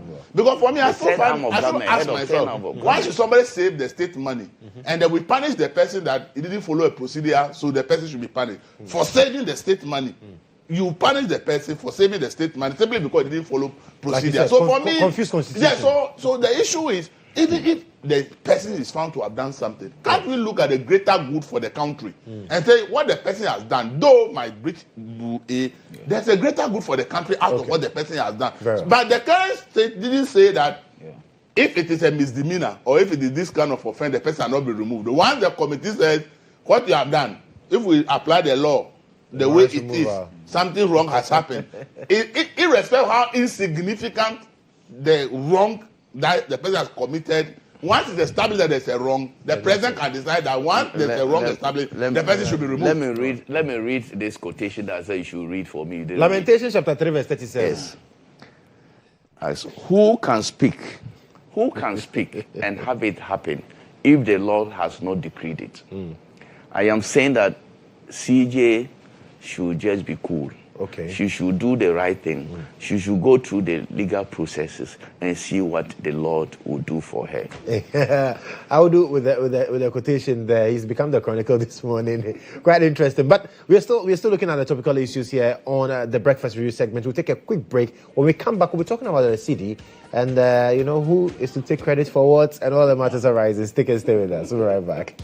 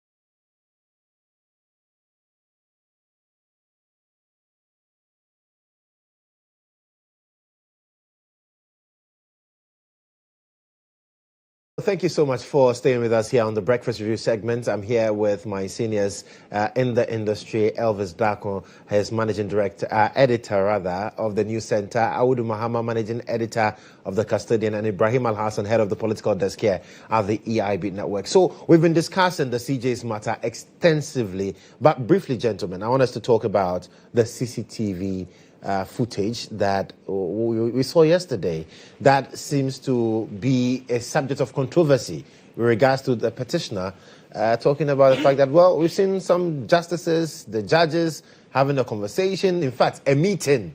Tadio Sorry says it's a monstrous lie. Elvis, you've seen the video yourself. I've seen the video. And you see, I told you that communication is a serious profession. And if you are engaging in it, be very careful. Get the right professionals to give you the best of advice. You might say lawyer. Because sometimes you think that you are doing the right thing. You get it wrong big time. And it could cost you communication one bigly. And if you're a lawyer, it doesn't mean that you're a good communicator. You know the law. You'll be the best. But when it comes to communication, how to look at issues from perspectives and decide that this is good or not for the optics, you have to be careful. The video that has been released is just open people to all kinds of their own interpretations. Right. Because number one, the video has no audio for anybody to hear what is being said. But you can see people's mouth opening and people smiling. You can see it on the faces. So since there is no audio to hear what they are saying, now people now have to decide and now say, in my mind, I think this is what they are saying. And people are likely possibly to say, oh, then what the allegations the person said, I think it is right. Somebody will look at it, I think it is not right. But the fact that the video has no audio, I thought that anybody who had analyzed this thing very well, that when the allegation came, that the story went to social media and said it's a monstrous lie. Yes. He didn't explain what the monstrous lie meant. He says there was no such meeting. Thank you. So now that a video is out, and that Tadosore is seen in the video, and the judges are seen, how do you then go back to that post? How do we then reconcile the post? Because the post did not give a further explanation. And at the time he made the post, the video was not out. And I'm sure he himself, at the time, I suspect that he might not even be aware that there is a video that is possibly likely to come out. And he says that. Now if somebody has read that, it's a monstrous lie. No such thing. And then the person sees the video. How do you want the person to reconcile the two positions? I'm looking at it purely from a communication point of view. How do you want the person, when the person also cannot hear a voice, and the person says, but the lawyer said it's a monstrous lie. Now I see a video. So how do I reconcile the two positions? With a said lawyer in it? With a said lawyer in it. How do I reconcile the two positions? So I think that whoever advised that this video should be put in public, in my small opinion, I would have told the person that since the video has no voice for people to hear what is being said, it would have been better not to put it out. Because already the person who petitioned has not, I don't know whether he has given the president the videos or whatever, but as yesterday before the video came, the person who petitioned did not give us an idea of any video. He is talking about the fact he was there and saw. And then the lawyer says nothing has happened. So then it is your word against his word. But now with the video, whoever advised, you are rather reinforcing the position of the person who made the allegation. That is the communication point of view. Okay. Because the two of them, we are saying it is their word of against each other. But now I released a video, and then it reinforced the position of the person who said he was there and saw people having interactions. So I think that whoever advised this video to be out is a bit of a problem to me, if you ask me, as Elvis. Right. And the reason I see it as a problem, and I want to add this small thing, is that I see, I am not a lawyer, and I don't know how lawyers will explain this, and I don't know how the public will see it, but sometimes it should come out, because thank God with this internet, and you can look for certain things and ask what could be the implication of a thing like that. I tried looking for some information on the internet, and it says when a judge and a lawyer for one of the parties in the case are seen in erratic interactions, it can raise concerns. It can raise concerns about impartiality and fairness in the judicial process. Some potential implications include: one, appearance of suspicion of bias. The interaction may create an appearance of a bias or favoritism, potentially undermining the integrity of the judicial process. It says loss of public trust. These are suspicions that people will raise in their minds. If the public perceives that the judge is not impartial, it can erode trust in the judiciary. That is when, after the verdict, and the public think that, oh, this judge, we think that his judgment on this case is impartial. And then they look at the video. This is one of the conclusions they are likely to draw. Okay. And say recusal. In such cases, the judge may need to recuse themselves from the case to maintain the integrity of the judicial process. The investigations, it even goes that depending on the circumstances, an investigation may be warranted to determine if the judge's behavior constitutes misconduct or a breach of judicial ethics. Impact on the case. It said the interaction may also impact the outcome of the case, potentially affecting the parties. In general, judges are expected to maintain a high level of impartiality and avoid any appearance of impropriety. This is something I've Googled and saw on the internet. You see, these things, they are all assumptions and perceptions. And you see, in life, assumptions and perceptions are more dangerous than the fact. Right. Because the fact, you can easily argue and point to the fact. But when it comes to people's assumptions and perceptions, they are entitled to it. And it doesn't matter what you say, they will hold on to their perceptions and assumptions. And that is why I think that this particular video, releasing it, the people who took the decision that this should come into the public domain, at this point, I will say that whoever took that decision, in my opinion, has not done these judges any favor. Because at the end of the day, we can't hear what he said, but we can see that they are interacting. Yes. And the question, if I can't see, I'm not a sign language person. So the question, you open the room for me to come up with all kinds of assumptions, suspicion, and inference, which is not good for the reputation of the judges in this particular video. That is my position. What's your position on that? My position is that in this country where perception matters, this will create a lot of problems for the judges. And people will be, as I said, will be watching what the decisions of these judges in this matter. Look, Tadio Sori is a lawyer in this case, at least at the level of the petitioners, the committee level. Then a petitioner petitions the president that he has seen judges with him at a particular restaurant. Then he writes that this is a monstrous lie. This can be fact-checked. And he said that he knows those who procure judgment through connection or something like that. I don't know if you can. By negotiation. By negotiation. Now, I don't know who brought this video. I saw it on one of the networks yesterday. Then people were even the person who was giving the narrative. They also did it this morning. They even did it on you also did it. They also you also did the narrative. Okay. To explain who is who in who is exactly. That is even, in fact, I don't know these people. Apart from Polendi and Thaddeus, the other two. I didn't know the person. But what we do know is that Gabriel Scott Pwamang is not in the video. Yes, but so see, the only person on the committee in the video would have to be Cedi. Yes, Cedi is there. And I'm saying that if the video had not come out, and this analysis on the media, this is this person, this is this person, who would have even that person? But how do you have the floor? So Cedi is there. Yes. Tadio Sori is also in the case. Is a lawyer. He's also there. Now we have not seen them at a table sitting.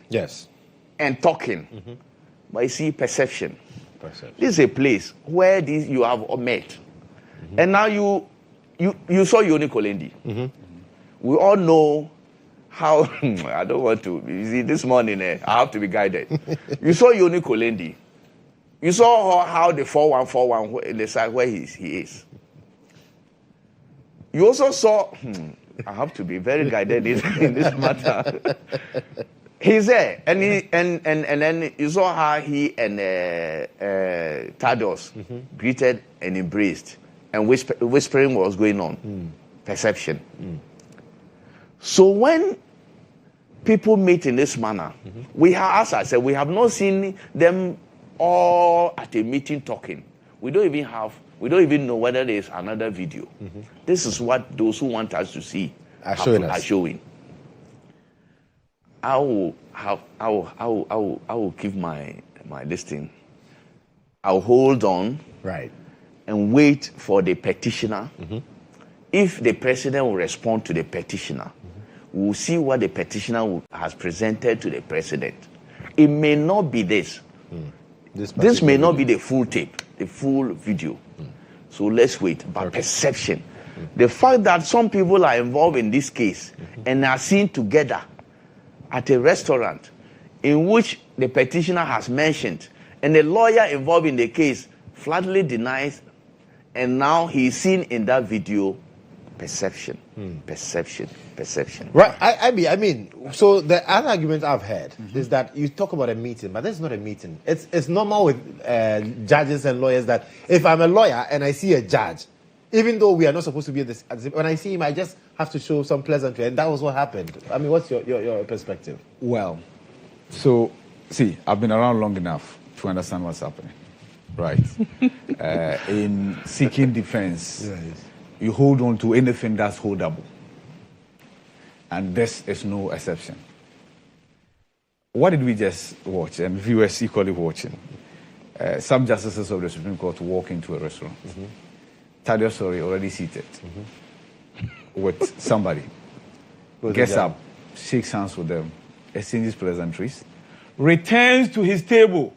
Does not join them. But for some strange reason, they had this Bluetooth in their ears that they were conspiring to. Come on, I can tell to some modicum of who said there was intelligence. Oh, I'm just telling you that for that secret meeting to take place, that's the only gadget that could have been used. The fact that Thaddeus returned to his table and was seated there with his client. My problem, you are thinking for the petitioner. You are not getting me. See, I'm making my point. See, if it's illogical, it doesn't make sense.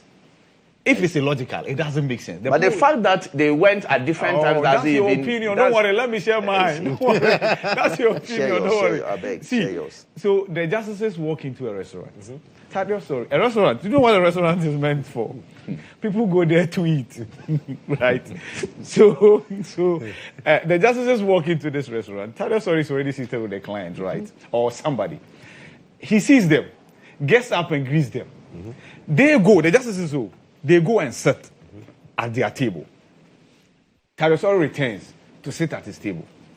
All of a sudden, the interpretation is that there was this secret meeting that discussed the merits or otherwise of the petition before the Pwamang committee, right? Per the petition that was sent to the presidency, 2 of the justices are the justices on the Pwamang committee. That turns out not to be true. That it was only 1. Yes, I see it.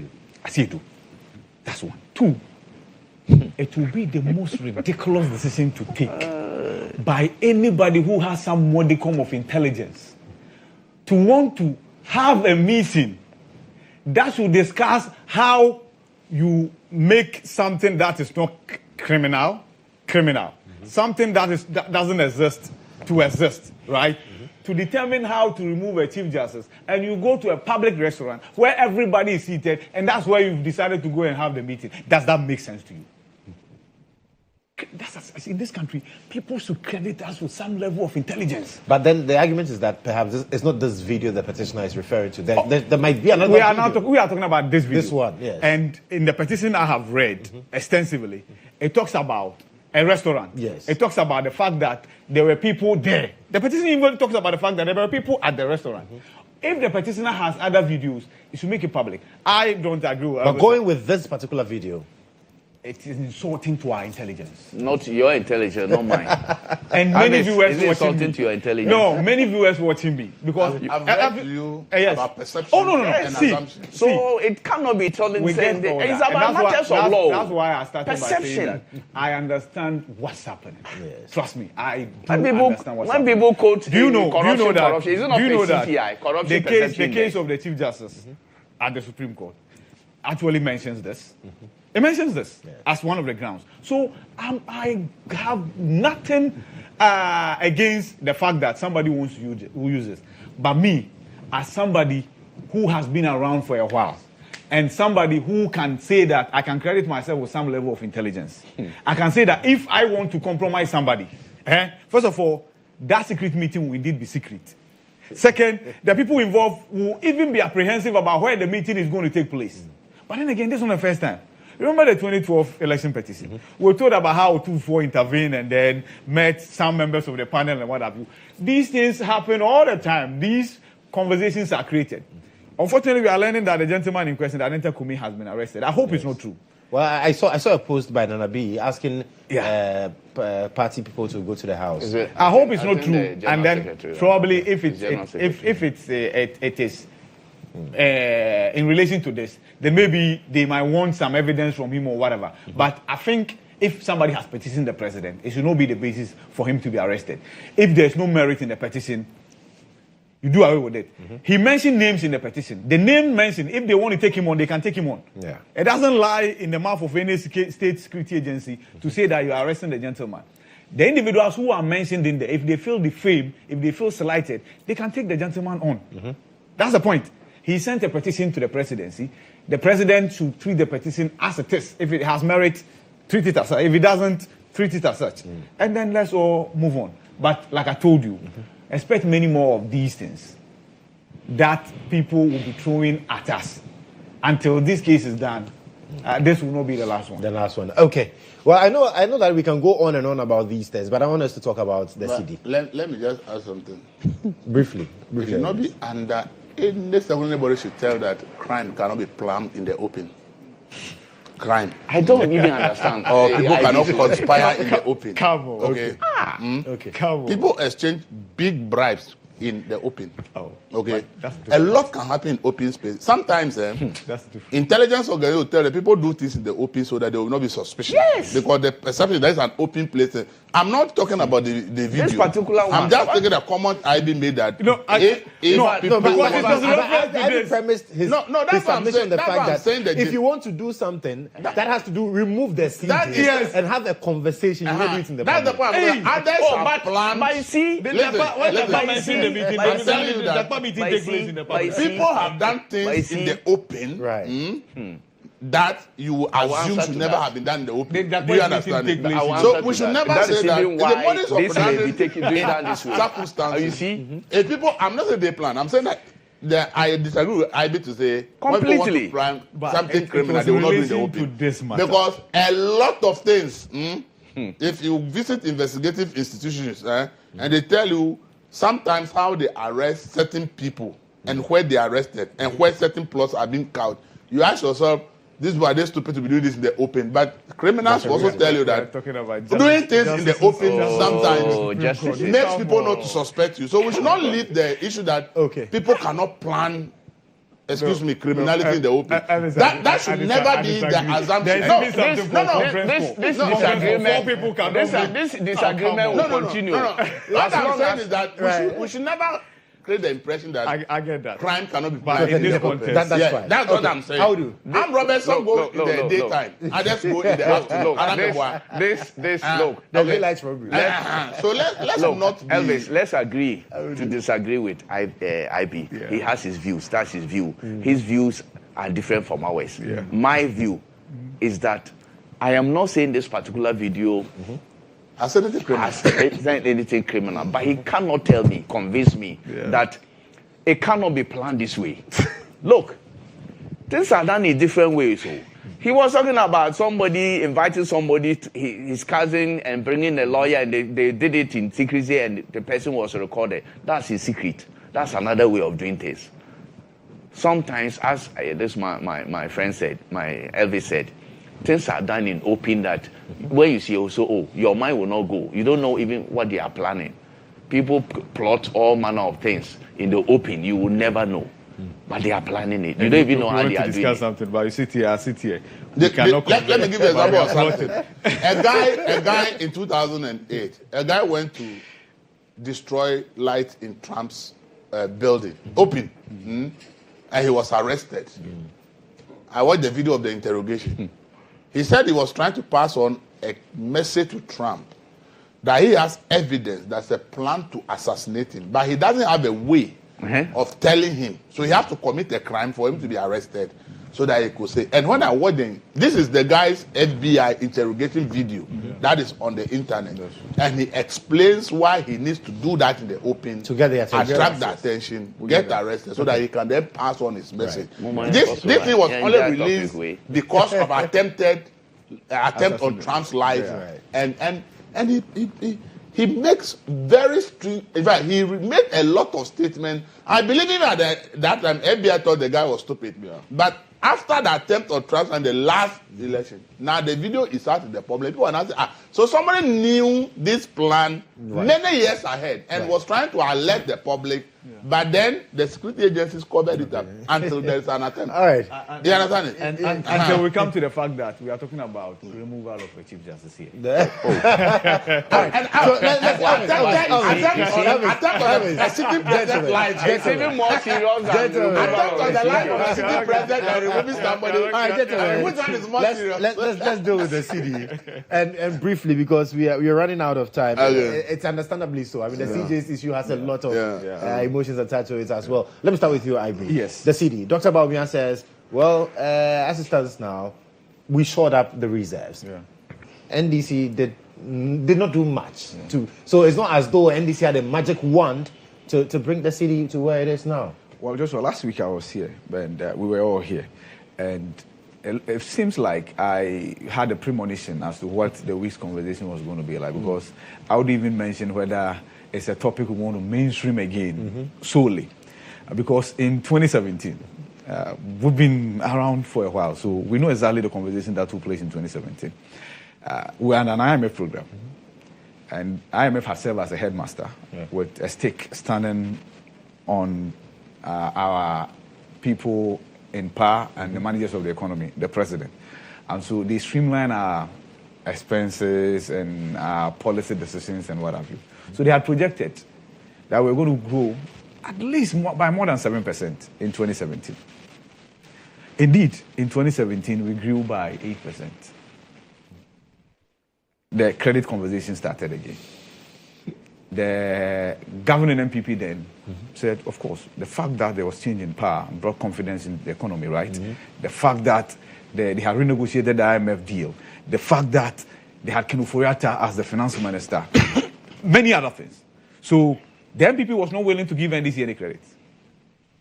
But of course, on air as a matter of principle, we sat there and we said that no, you can't implement a policy and have its impact in less than 6 months. That's practically impossible.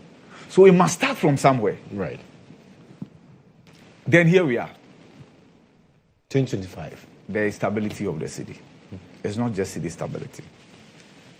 An unprecedented appreciation of the cedi against the dollar and other major trading currencies. Unprecedented? Oh, yeah. Yeah. The rate at which the cedi is rising against the dollar. We've never been here. You can just set it. You can set it out. Right. Now, we are here, and the reason we are told is that the dollar is in trouble globally. That was the initial reason. The dollar was in trouble globally because of the tariff war. Yes. Partially, that was true. Trump was fighting with China, was fighting with Europe. Even we had to feel the impact with the 10% tariff slapped on us. Yes. But that argument could not have been wholly true. That argument could not have been wholly true because at the point, the euro, the pound sterling, the cedi was equally recording some level of strength against these two currencies. And then we're told that, we've strengthened our reserves with gold. Yes. And same is true. So where did we start? At the point we had 8 tons cumulatively, and Bank of Ghana had been buying gold. But the rate, as at the time, there was a conscious effort by the previous administration to say that let's show up our gold reserves. The gold reserves. We had 8 tons. And then the previous administration then moved it to about 30 tons. It will be befuddling for anybody to sit here and say that that was not a good thing. That the decision by the state through the Bank of Ghana to show up our gold reserve from 8 tons to 30 tons, it's not something that's worth praising, then you don't know what you're talking about. It's a good development. Now, where we are today is the fact that it's not just about a reserve, but part of the reserve, as by way of gold, have been exported. And then it's brought us foreign currency by way of dollars. That's one. The other one is that the BOD has rolled out some policy decisions. The Ministry of Finance has rolled out some policy decisions. As we sit here today, I can tell you that expenditure has been controlled. Yeah. Government is not spending. Is that not a decision? It has its pros and cons. So there's a gamut of measures taken that have gotten us where we are today. So yes, I'm not a politician, so I'll sit here and say that nobody can deny the previous administration credit. But nobody can equally say that this current administration has no hand in what is happening. You can't say that. You get the point? Right. Because as at last year, we still had the 30 tons of gold. But the cedi was being beaten by the dollars. You get the drift? Yes, as at last year, we still had 30 tons of gold. Right. But the cedi was still being beaten by the dollars. So hopefully we can sustain this. Right. There are many who are saying that, we should come to single digit. I don't subscribe to that. You see, a steep appreciation is counterproductive. Just as a steep depreciation is equally counterproductive. Right. But an equilibrium should be maintained, just so people can plan. Right. If, for instance, it comes to 10, and we know that it will stay at 10, as in a dollar to cedi 10 for a while, you can plan. Right. Don't lose sight of the fact that many people are reaping the benefit of the appreciation of the cedi. Talk to people who are clearing goods at the port. Yeah. They are making savings that just 4 months ago they could not have made. True. People, basic things like subscription of Netflix. People are saving 50 cedis, 50 Ghana cedis on it because they are paying less. Yes. So don't discount the importance of this. The politicians can fight over credit, but we, the ordinary Ghanaians, all we want is that the fuel prices should keep dropping. We should have this reflect in the prices of goods and services. I'm talking about the stability of the city. Right. And hopefully, this thing is sustained. Okay. That's all I can say. Awudu. Yes. You see, I was here last week. Yes. And I said that all the credit should be given to this government for what is happening. I said it here. Yeah, but I also gave reasons. I also said that if you say things that are not the whole truth, that is not the whole truth, people will respond. You see, as we celebrated, but we should be very cautious with our celebration. And I know my man will come to that because that's his area. Look, in 2022, around February up to, up to September, the dollar was $1 was 7 cedis. We know what happened. By November, it jumped to 15 cedis within a few months. So happenings at that time conspired. And that was the time Russia, Ukraine also came. And then now they are using it. This administration is not using Russia, Ukraine, they are using geopolitics. Okay, because they have run away from Russia, Ukraine. Look, I think when former Vice President Pwamang speaks, a lot of people do not listen to him. The man never said the things they are attributing to him. It is this government that said, and it was all over the place, that Gold Board was responsible for the strength of the cedi. Was it not in newspapers? Was it not said by the finance minister? And the man says that Gold Board, when did you establish Gold Board? The current CEO of Gold Board was appointed, I think, 16 January 2025 or so. And that one was PMMSC as acting CEO. He was in acting capacity. There was no board. He acted. I don't know decisions that an acting CEO would take at that time. Now, that thing was transitioned into what? Gold Board, institution. When was Gold Board law passed? When was it passed? For it to be credited for all these happenings, the Cedi, when was it passed? Can you give me the date? Oh, the last but 1 day before Parliament. And the board of the Gold Board was just recently inaugurated, where the finance minister said that board, Gold Board, was responsible for. But don't forget, it used to be PMMC. I said that. Yeah. I said that. Yeah. I said the parent, I'm talking of the person who was heading that, took over January 16, 2025. Yeah. I said that. Yeah. He was acting in capacity. So all of a sudden, Gold Board, and the man said Gold Board is responsible for it. And the man said, no, it cannot be Gold Board. That's why he said. Because Gold Board, since when did it come? Gold Board acted based on the accumulation of the gold that we had started. And I know Elvis will give you the chronology because I know what he knows, and he will give you how this thing started. The whole gold purchase program actually started. Domestic gold purchase program started in 2021. That is why, and with the help of Vice President, they started this. And then that brought in the gold reserve program and then gold for oil program. All these were done to make sure that our city was strengthened, because we're always looking for dollars to buy crude.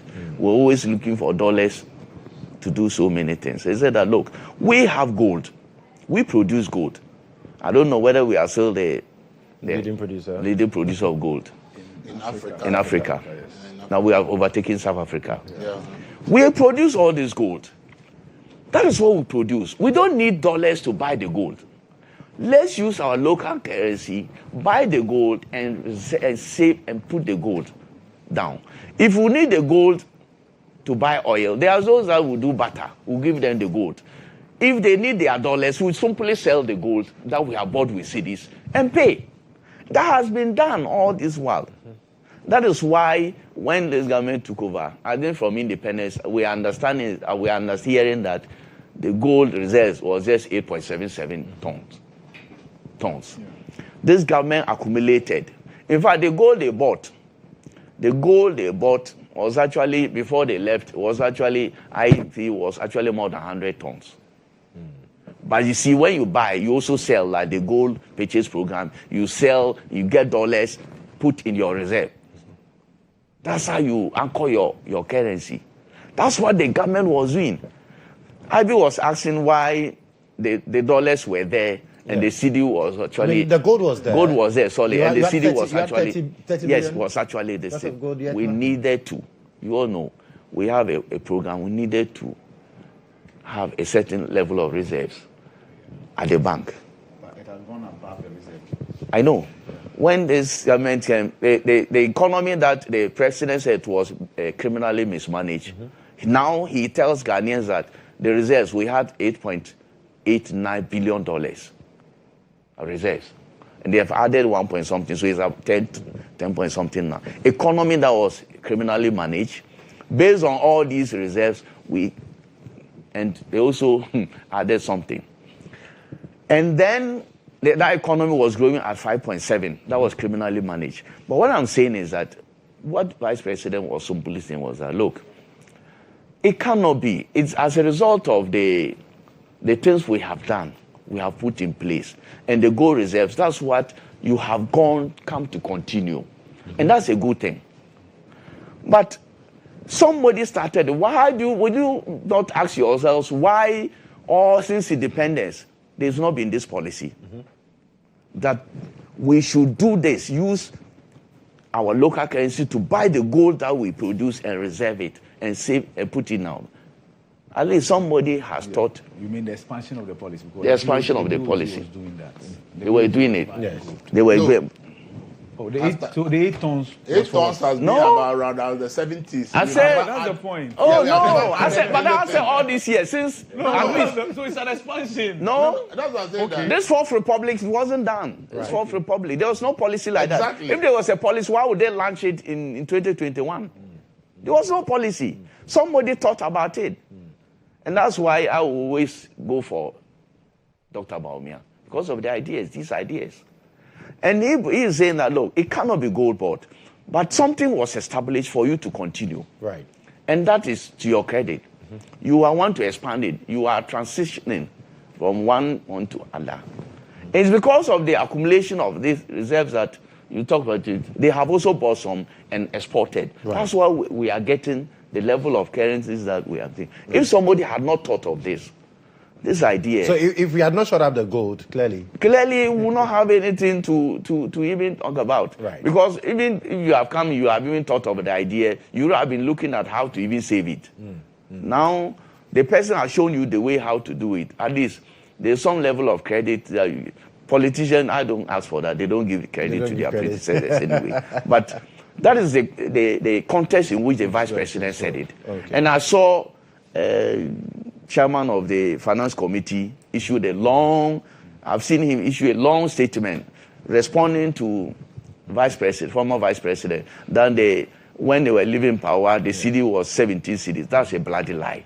2024, Elvis will give you the figure. Right. It was around 14 cities. Yes. But you see, that is the context. So, look, gold ball has come. I have said it here.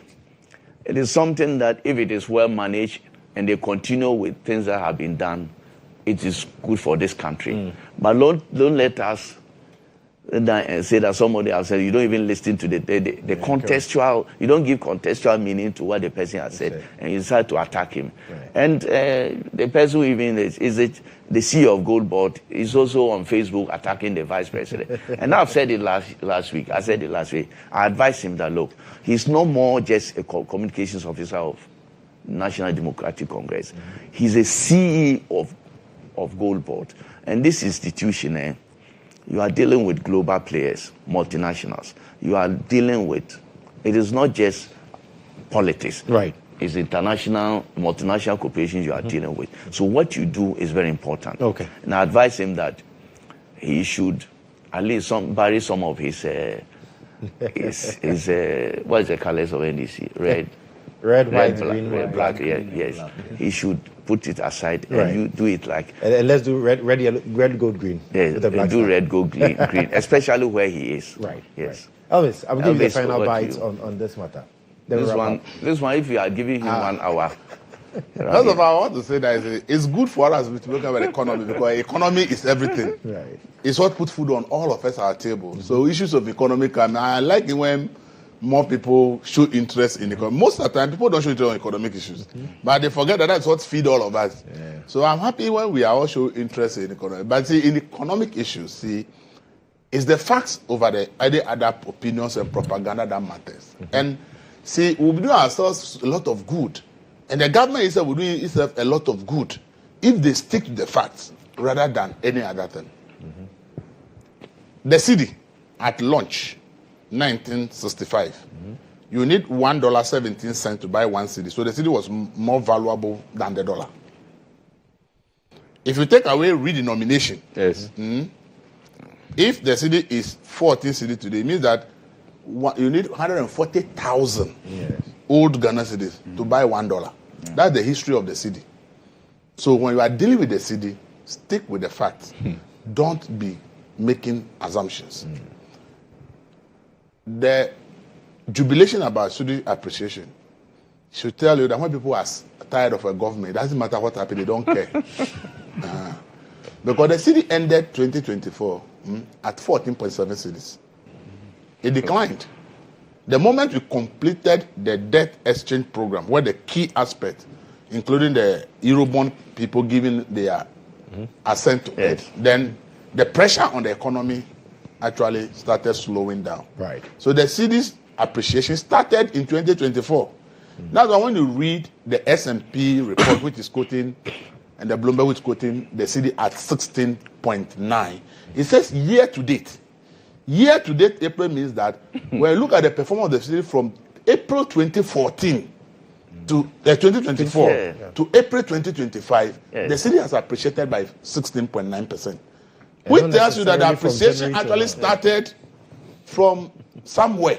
Right. So the credit for the appreciation actually is not only in 2015. And that is what I want people to understand. 2025. Not 2025. So the thing you should know that when we want to stick to the facts are there. When you go to the Bank of Ghana, you just get NPC report and other reports. You will see all the facts. Why is the Cedi making gains? That is one. The key, which the previous government was punished for, one of the key is the debt exchange program. The debt exchange program saved this country almost 25% of interest payments. Because of the debt exchange, we reduced our interest payment from 48%. And we have been paying what? To about 2025. If we're servicing our debt, we'll be changing cedis into dollars to pay the Eurobond interest. Because of debt exchange, the whole of this year, we are not paying any interest on our foreign debt. So government is not under pressure to change Cedi into dollars to pay that debt. So the pressure on the Cedi has been lifted in a way by debt exchange. That is what we must understand. Aside that way, forgiving a part of the debt, which we should have paid, you have been forgiven. So there's no pressure to change. We are going to restart paying Eurobond debt from next year. And I think the budget also complained that since that from 2026, pressure is going to come because we are going to repay. Aside that, when you talk about gold, that is the topic. From independence to around the 70s, where we paused gold purchase as a country, the total gold reserves we have in the central bank was 8.77 tons. From that time till the year 2021, when the previous government decided, no, based on what is happening, they think that we need gold to back the currency, so we need to buy, and they launch a program. The actual purchase of gold started in 2023. Yeah. And the gold purchase was in two folds. We negotiated with the big mining companies to buy 20% of all gold produced in this country in cedis to beef up our reserves. So.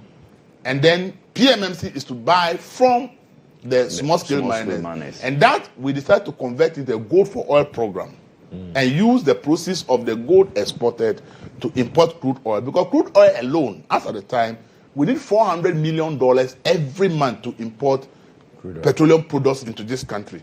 And that is what is putting pressure on the city. So the plan was that if we are exporting the small-scale gold and the money that will so come in currency will be used to purchase the oil, the fuel product, it means that Ghana does no longer need to be exchanging our cedis into dollars to be able to go and buy crude. Because if that is not that, it means that the BDCs now have to go to the market to look for their own dollars.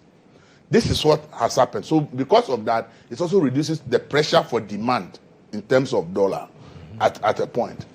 Then when we're able to do that, we increase the tons of gold. In fact, as at August 2024, in a press statement at an event by the central bank, according to the then governor, we bought gold to the tune of over $6.7 billion, which was almost about 80 tons of gold, both combined because of the PMMC and the one we are buying for it. Yeah. Put together, it's about $6.7 billion that we invested. But because the gold for oil aspect was not a reserve, it's buying gold, oil and bringing the oil, the total that as at the end of the year 2024 was around 30-point-something tons that is in the reserves.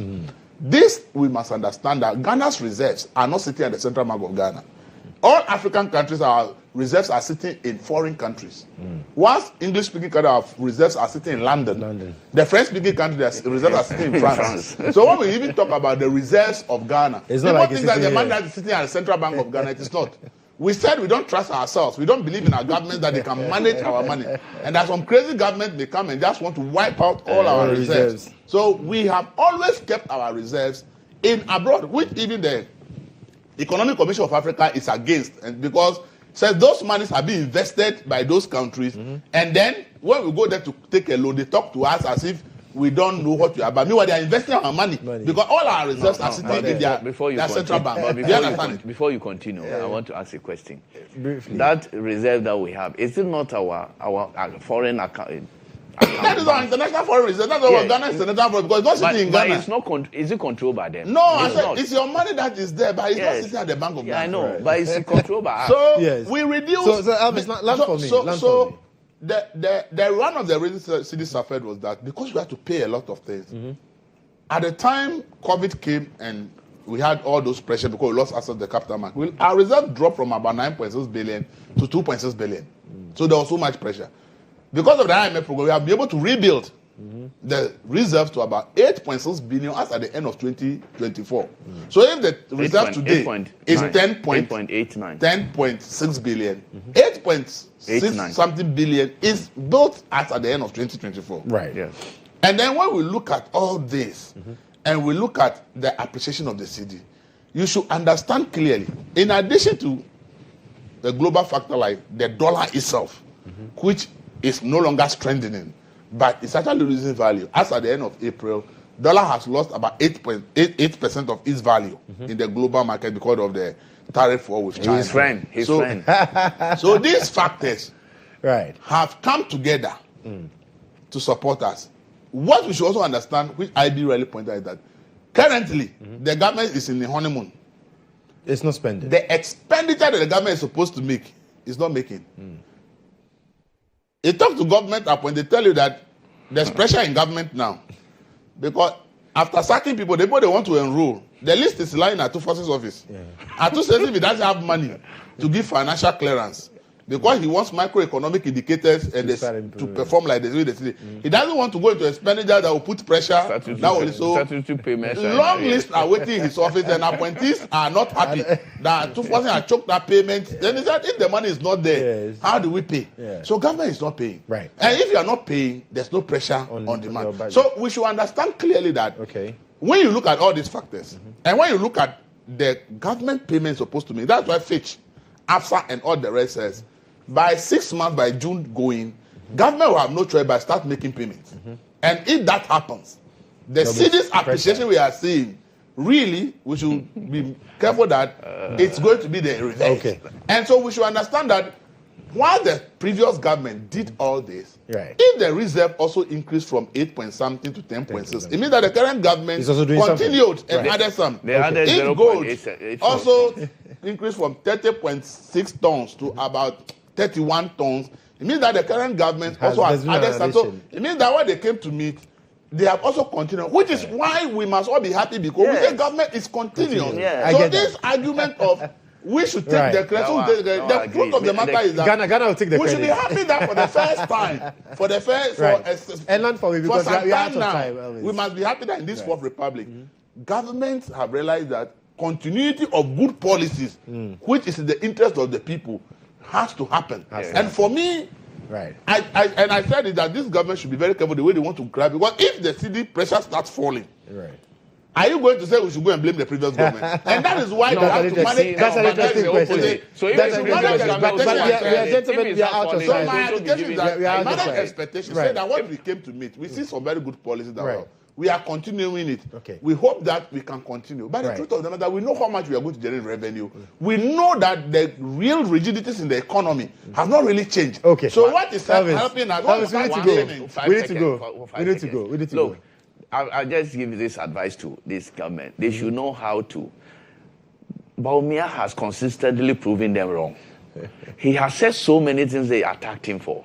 He has initiated so many they attacked him for. Now they are mentioning those things. Those are the things they are mentioning now.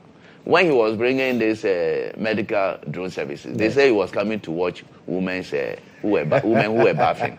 Now, President himself has seen it important that they need to expand that project. That's what we should be looking at. When one government starts with a project, you come, you continue. That's all. Thank you, gentlemen, so much for your time this morning. Awudu Mahama, you just heard him, managing editor, the Custodian. Elvis Darko, managing editor, the News Center newspaper, and Ibrahim Alhassan, head of the political desk here at EIB. And that's it for the breakfast review segment. Stay with us because we've got quite a number of interviews also lined up for your pleasure this morning.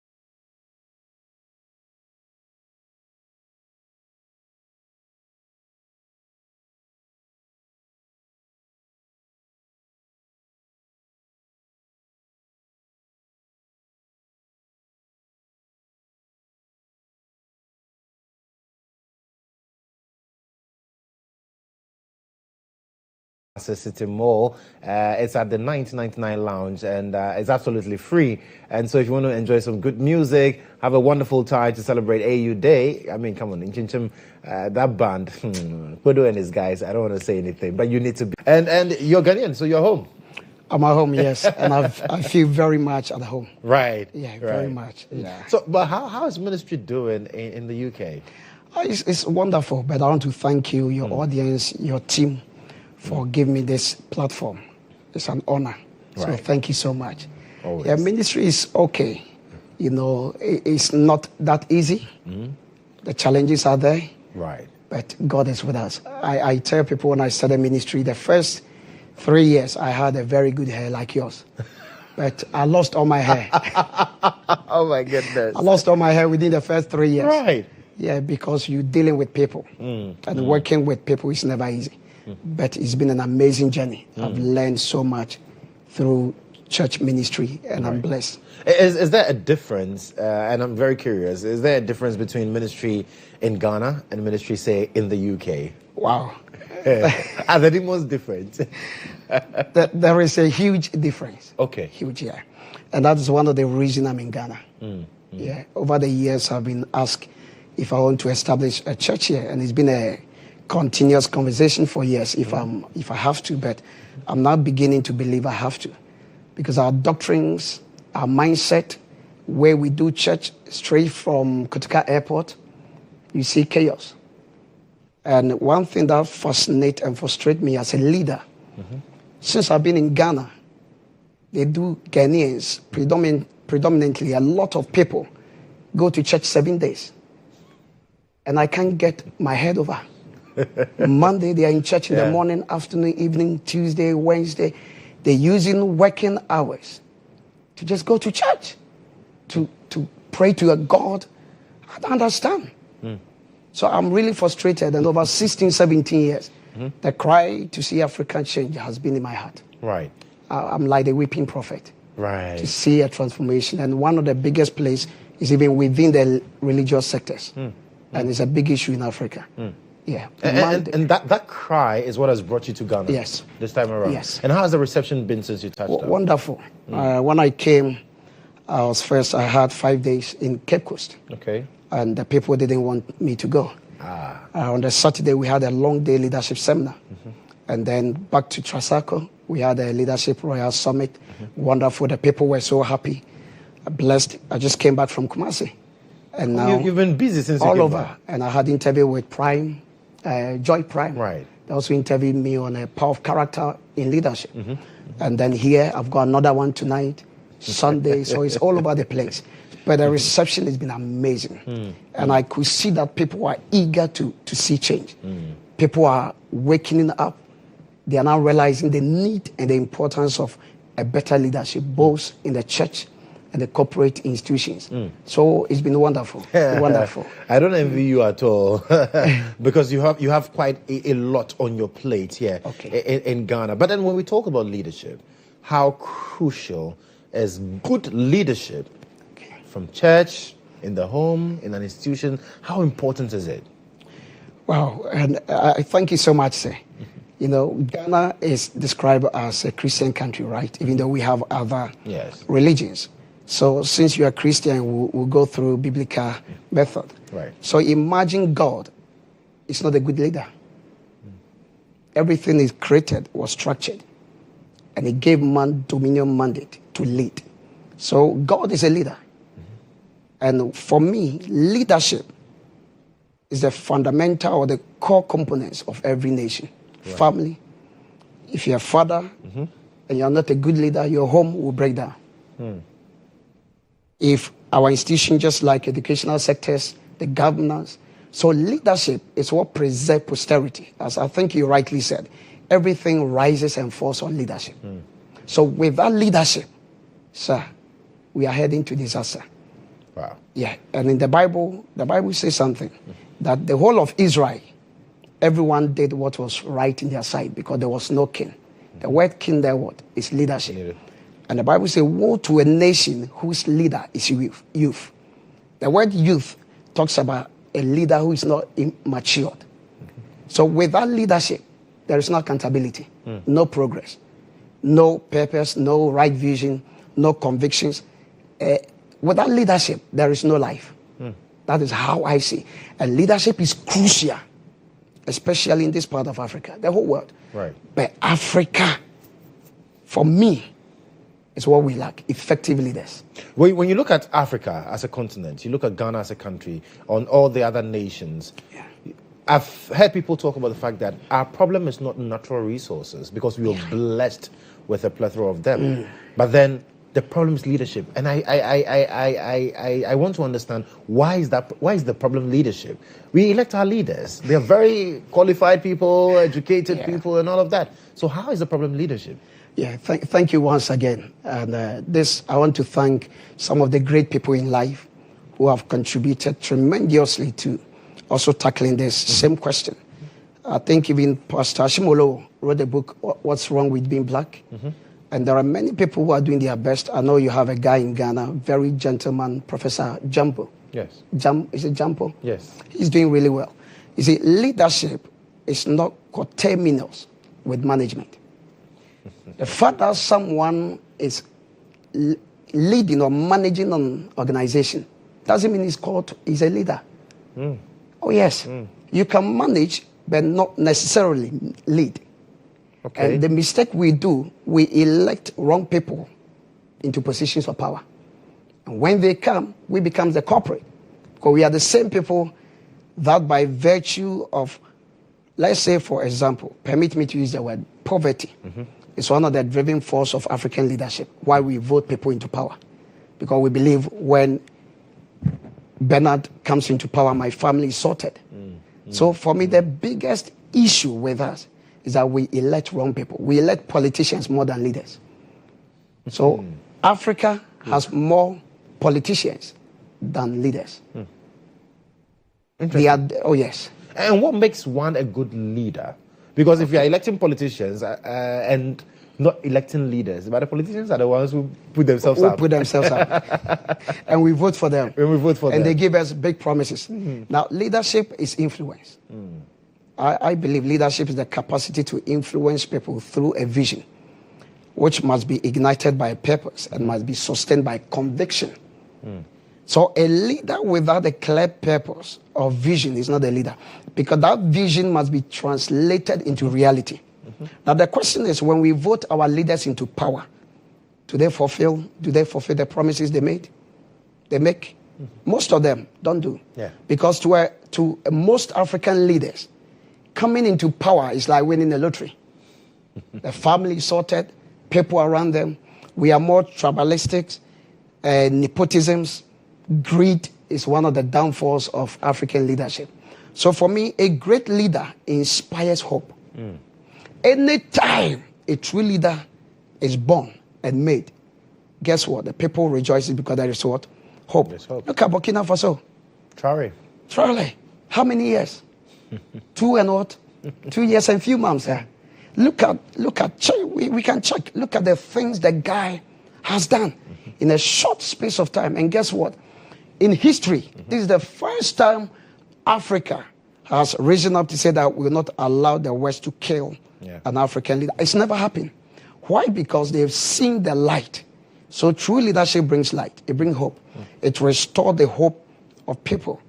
But do we see that in many places? Look at our brother Joseph Magufuli of Tanzania. Within 5 years, 3 months, look at what he did. He canceled what is called, we call it 6 March, Independence Day marching. How many years has Ghana spent on money on Independence Day? When I was young, I grew up here, left, I think, Ghana when I was about 16 years. So I'll spend most of my years in Europe. But how many years? I was a young kid like yourself, marching. We walk on this hot sun. And the money we spend, billions of dollars. What did we gain? But Joseph Magufuli was one of those African leaders who saw the need to cancel that. And the next president, who was a lady, also continued. We've started it. We've started, and I believe our president possibly emirates from Tanzania. Because look at the money they've invested in other areas by canceling just Independence Day. So for me, we need to sit down and look at what is called leadership priority. And one of my cry in life is for me is that leadership will become part of our curriculum in schools. By God's grace, sir, I've had talks with members of parliament, people, big men in parliament. I had talks with police officers, and I'm blessed with great people around me. When I have conversations with them, I'm shocked how people who are in parliaments or power oppositions, they have no idea what is leadership. Who is a leader? I worked some time ago when I had meetings with some members of parliament, and I was shocked their answer. They're watching me right now. When I asked them, what's your vision for the country? Now you are in parliament. They said, oh, can I say this in Twi? They said, permit me in our own language. Oh, wow. And I wept. Oh, we are all going to enjoy the country's money. When you come, you have to do your best, accumulate a lot of wealth. And I know a lot of people who are bought properties all over and things. And it's very sad. Your African leadership is more like entitlement. Right. Instead of service. So the call to duty is lost. The call to duty doesn't exist. It is lost. Wow. Because we are more, I said earlier, that African leadership is more entitlement. When a person comes into leadership, he believes he has the right to own everything. Just like me being a head pastor, by the grace of God. Imagine I believe the church is mine. What's going to happen? I have the right, I'm entitled to every church coffer. The money in the church coffer, I can use it. And I have pastor friends who buy cars, building mansions for themselves, and there is no accountability. That is what African leadership is all about. We don't have the leadership mindset. The things that determines a leader's ability, capacity, the belief system, the behavior. We don't have it. We just wake up, we are leaders, and we are just going. That is why nothing is working. So are leaders made or born? Can we say, oh, this gentleman or this lady is a born leader, this one is a made leader? Which one? How do we get leaders? You know, when it comes to leadership, it's very complex. It's just like marriage. But when you look at theories of leadership, the character traits, influence and power, transformational leadership, contingency, leadership traits, and all this, there's one thing that stands out, which is called man leadership or Mayman leadership theory. They believe leaders are born. Okay. But I oppose that theory a bit. I believe, no, they believe leaders are born but not made. But I believe within every human being, there is an inherent ability to be a leader by nature. Okay. Just like a bird doesn't need to go to training school to fly. Bird has to fly. If a bird cannot fly, automatically there's something wrong with the bird. A fish doesn't need swimming lessons to swim. Within the fish, there is an inherent quality endowed in the fish by Creator. We believe is God. So every human being, that's one of the first gifts God gave. Lead, take dominion. And in Genesis 2 verse 5, the Bible says God did not allow any rain to fall because there was no man to till the ground. That means there was no manager, no leader. But in verse 2:15, God said, Adam, keep this and manage it.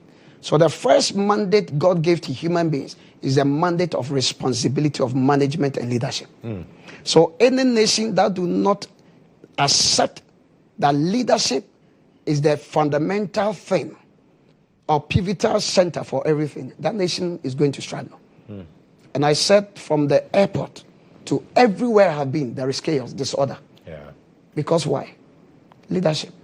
So it's not necessarily a problem of the followers, but the leadership? Now, let me... I'm asking this because we've said time and again that we've seen the Europes, the Americas develop, and even when you plug Ghanaians who might not adhere to things here, once they get there, they are different. They are different. So what really is the challenge? What's the difference? The difference is this, very simple. Say me, myself, when I first landed in Europe, I went to school in Italy. By God's grace, I've traveled around, and my first place I landed was Germany. The first time I landed at the airport, something just tells you, don't put rubbish on the floor. You can't stand everywhere and just urinate. Right. You know why?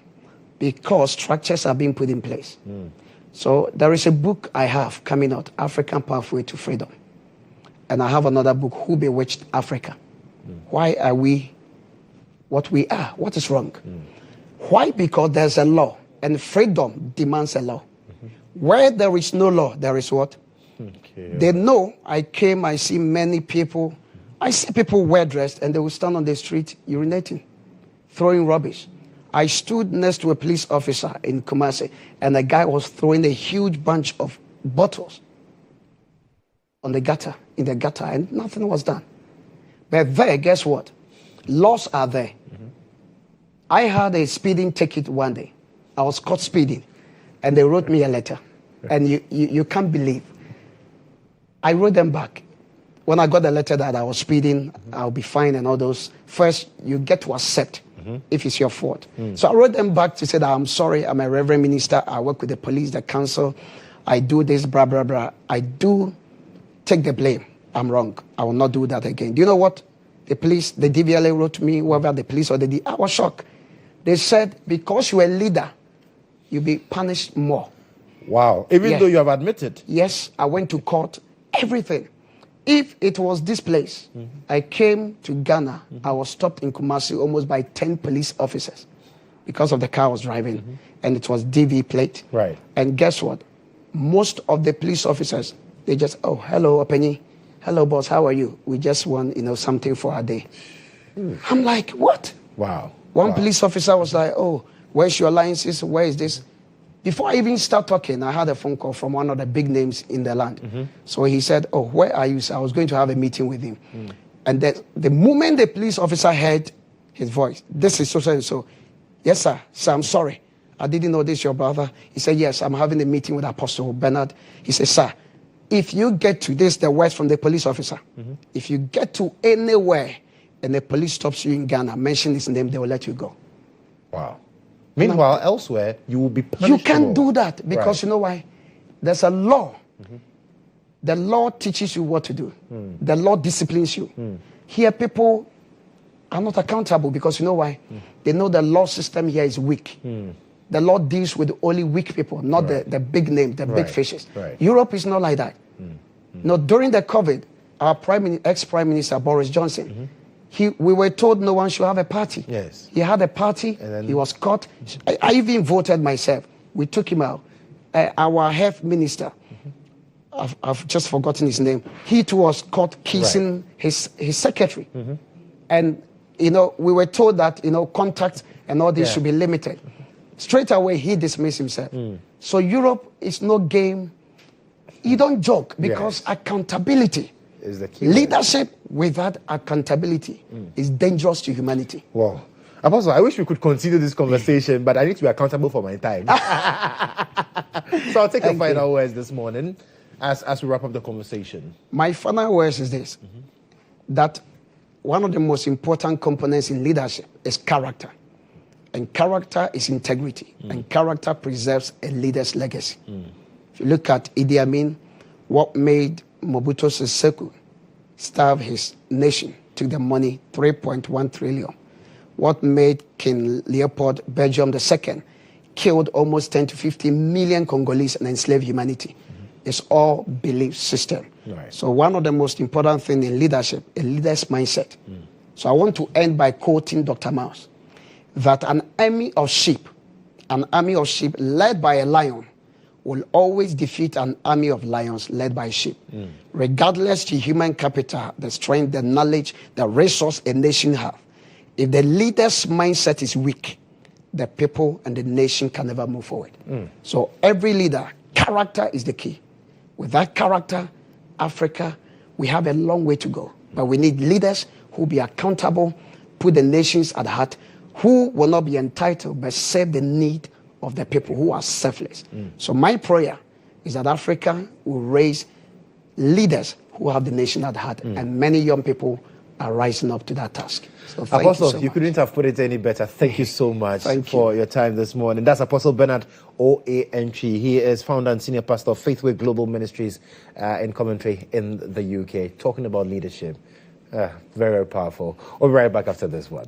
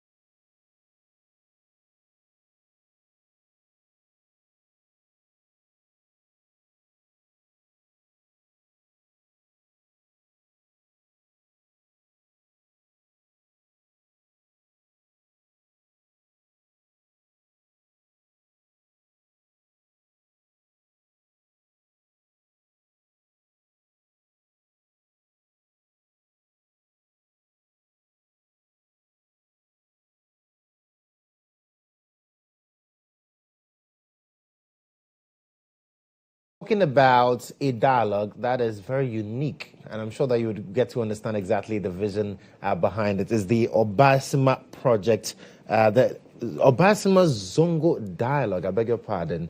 The Obasima Zongo dialogue. And I have the project coordinators here in studio with me this morning. I have Fatih Ali, Makiza, Michelin, Latifa, and then Delight, Naya, Cedi. Ladies, good morning. Good morning. I hope you're doing well. Amazing. Well. So, Obasima Zongo dialogue.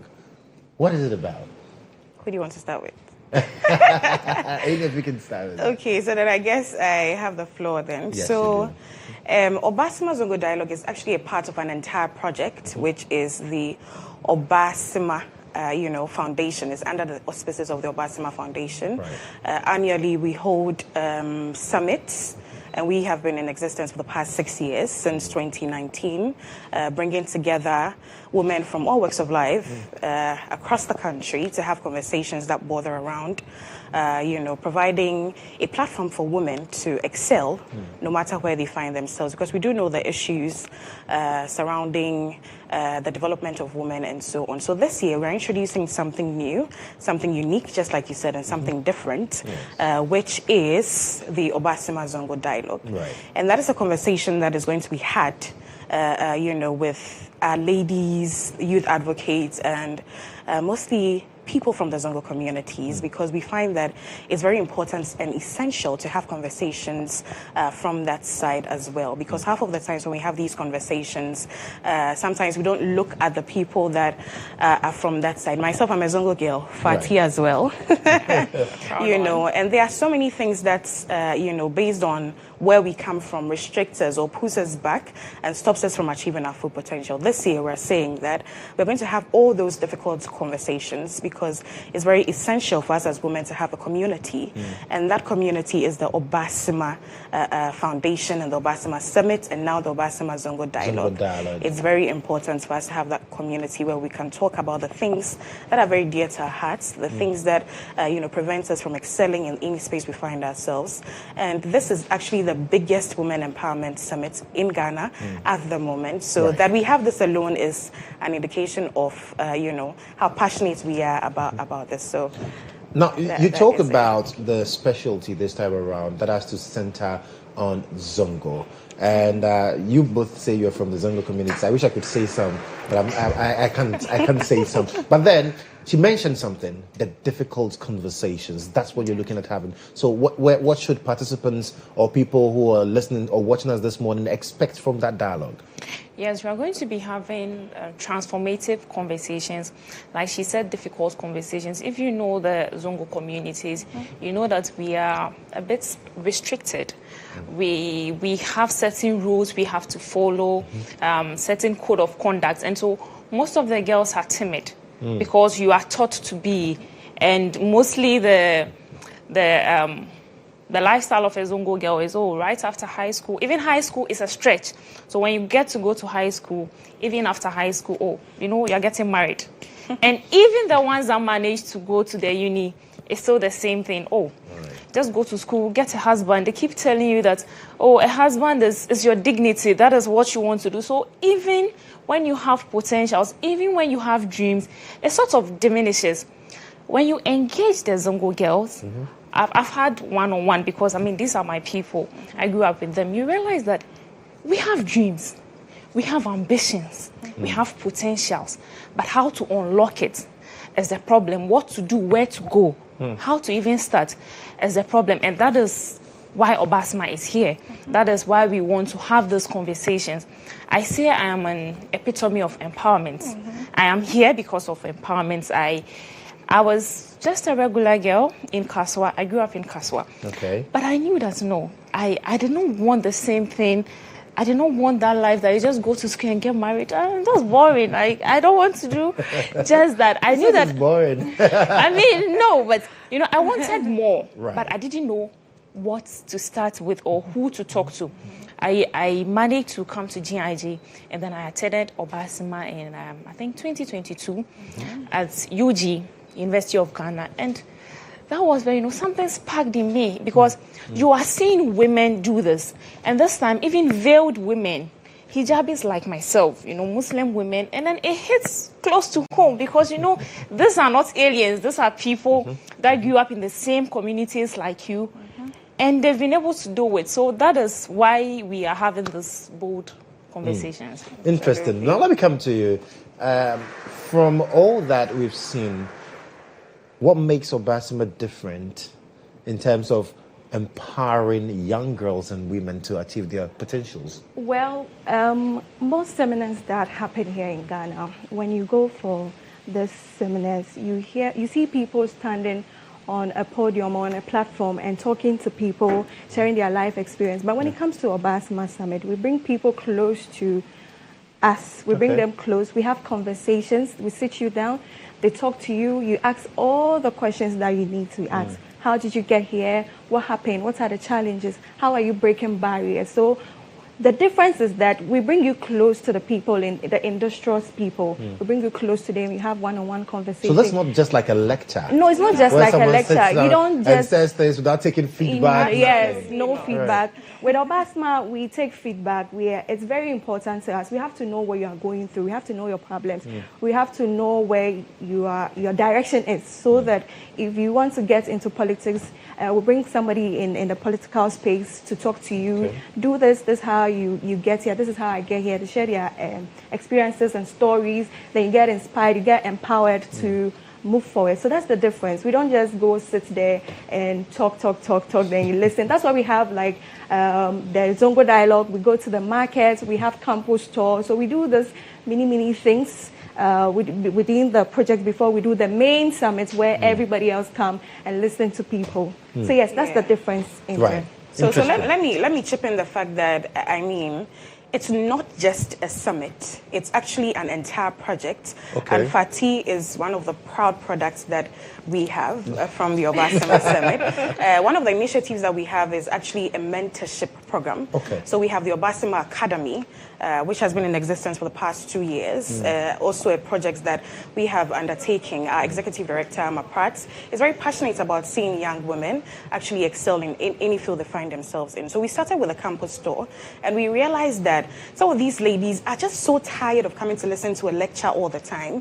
They actually want practical solutions to problems that they face and encounter every step of their lives. So we realized that we needed to create a community and give them something. So we have actual mentors who are guiding these ladies every step of the way. Fati, your mentor is Naashoko? No. My mentor is Miss Gloria. Miss Gloria. So they are in touch.